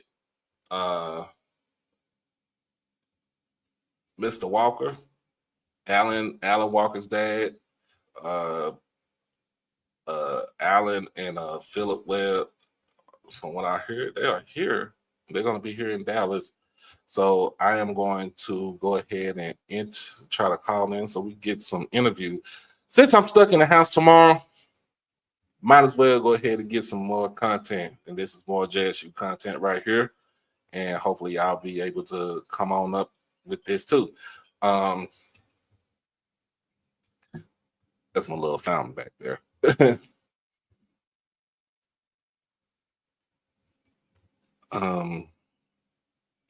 So it'll be a bowl game. Yes, it's an all-star bowl game that they're playing in. I think Mr. Walker is watching me right now.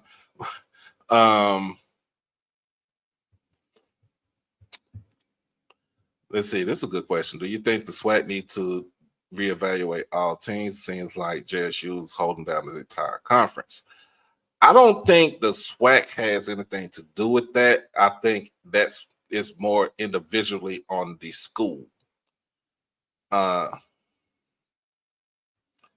It is individually on the school. So that is nothing that the SWAC can do.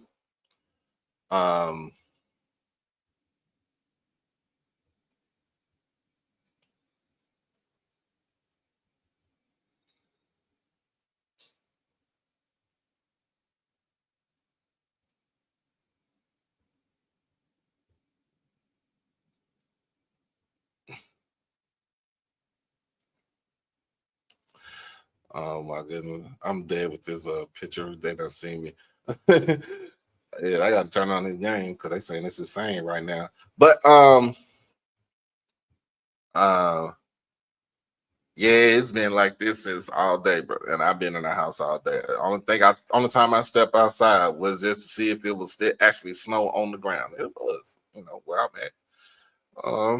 Then it started to rain, but it's snowing outside right now. So hey, it is what it is. Again, congratulations to the women's basketball team on the big victory over Alabama A&M, 65-55. Big home win for Coach Richards at the AAC. Again, next home game will be this weekend against Alabama State. Women's at 12 o'clock, men's playing at 2:30. I don't know if this game is on HBCU Go, but hopefully it is. If not, hopefully we'll have some content. I'll probably be going back to work on Saturday. Just all depends on the weather. It all depends on if it's a hard freeze overnight. Because if it's a hard freeze, my black ass ain't going outside. I'm not about to slip and slide trying to get on the train to get to work.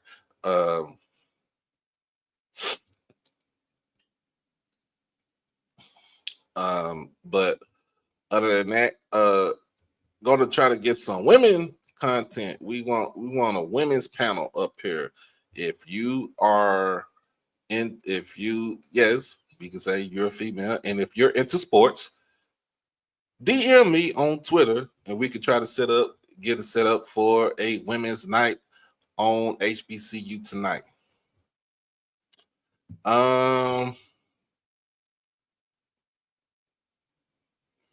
Lord Jesus, I can't with you, Janice. I don't know when that's something that is up to the AD and Coach TC, but I do. Okay, so we say we play USM, Tuskegee. Oh, not Howard, Hampton. We play Hampton. I don't know when is the homecoming date. We shall find that out. Hopefully,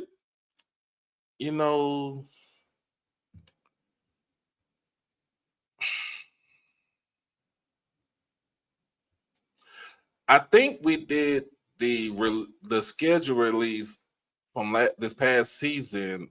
I think it was February. I think it was like either late January or February. It was around signing day. So I don't know. I'm gonna figure that out. I'm gonna figure that out. But if you're a lady that wants to come on to, be a part of the panel and talk sports, you are more than welcome to do that. Just hit me up on Twitter, DM me. We could go ahead and try to get this set up.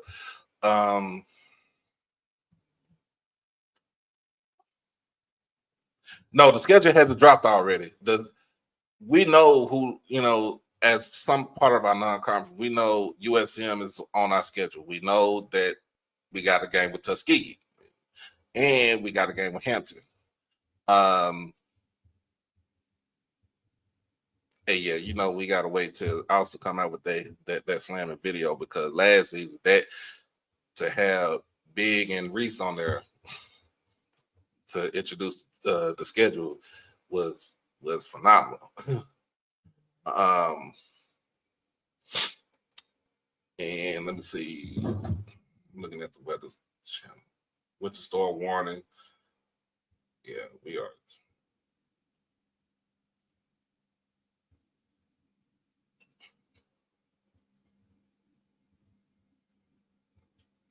Yeah, winter storm warning, and I am in the area. I think we got Tuskegee. If we got Tuskegee, that means we're going back to Mobile again.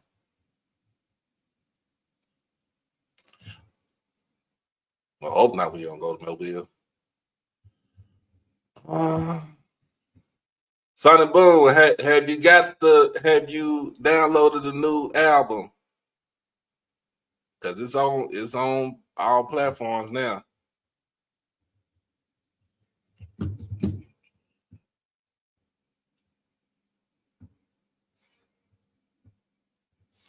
If you make sure you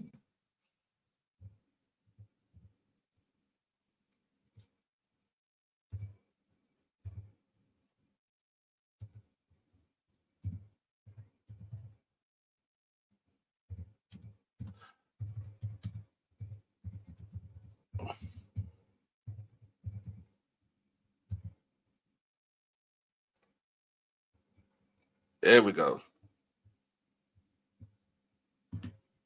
It's even on YouTube Music.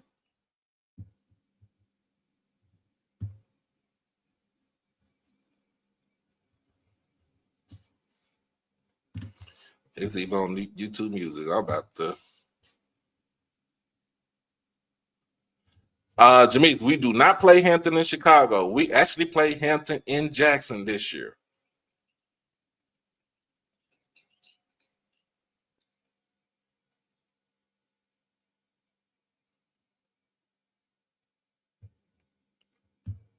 Oh yeah, we know we coming to brag. Don't cramp us in no damn corner when we come down there.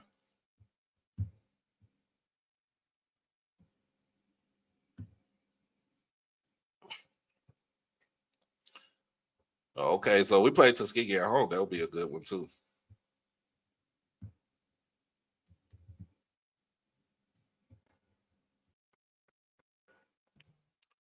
But yeah, got some music.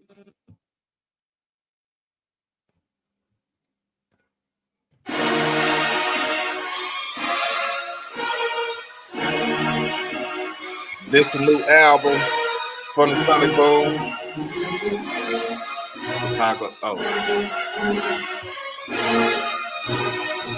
Chicago fumble the bag.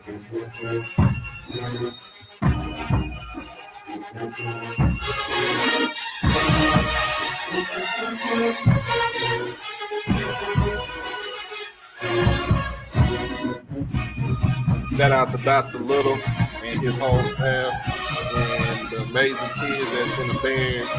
Y'all had one hell of a year.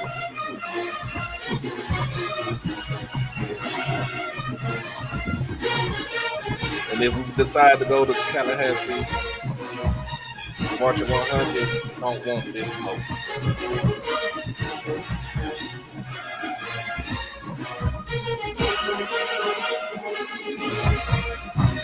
We don't play nobody in Chicago.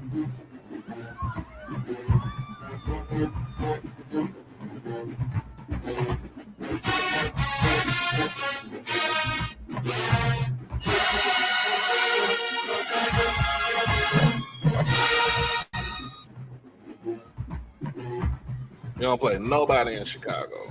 Not this season.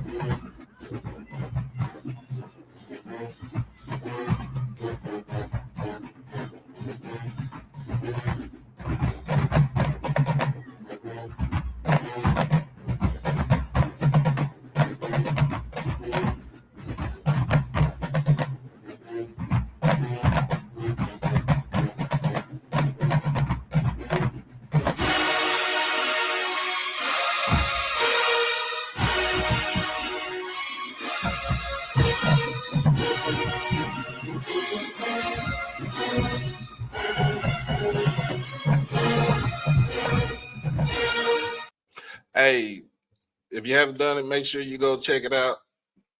The Destroyer 24 album by the Sonny Boom of the South. Make sure you hit it on all streaming platforms. I got mine. Yeah, it's gonna ride all the time. Make sure you hit that up. What you think about the album? If you got it, what you think about the album? If you don't got it, you need to go get it. But other than that, about to roll up out of here. Depending on what the weather look like on Saturday for me, Saturday morning, I might be here at home or I might be at work. Either way it goes, I'm trying to make some money. After that, we'll get on here Saturday night, talk about SWAC basketball on men's and women's for Saturday night. Then on Monday, we got Alabama A&M for the men's on Monday, and I think that will be on a paywall if I'm not mistaken. If so, we'll have to stream that game right there. If not, hey, still try to stream the game. For all my folks down here in the DFW area, Arkansas, Southern Oklahoma, Northern Louisiana, West Tennessee, stay warm. Stay warm. Stay safe. If you ain't got to go nowhere, if you don't need to go nowhere, stay your ass in the house. Stay in the house.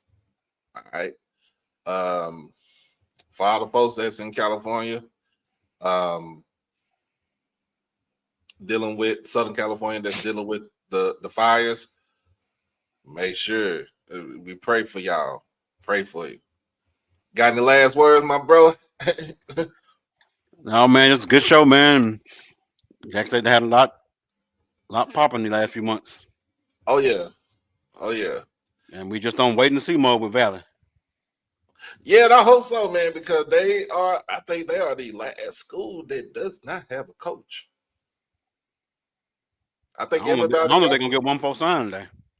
They better get one before signing day, because if not, we gonna talk. It's gonna be some smoke in the city for real. They're gonna have to opt out like Alcorn in the spring. Oh, then they gonna feel it. They gonna feel it. But yeah, we'll be on here. I gotta make a call to some players. See if we can get them on here tomorrow, and we'll go on from there. But we'll talk more about again SWAC basketball on Saturday. Men's basketball on Monday. And after that, my schedule changed. I will be shifting to the morning shift at work. So other than that, man, y'all be blessed. Be safe out there. Stay in the house if you ain't got to go nowhere. And hug your loved ones. Be easy. We out this thing. Peace. All right.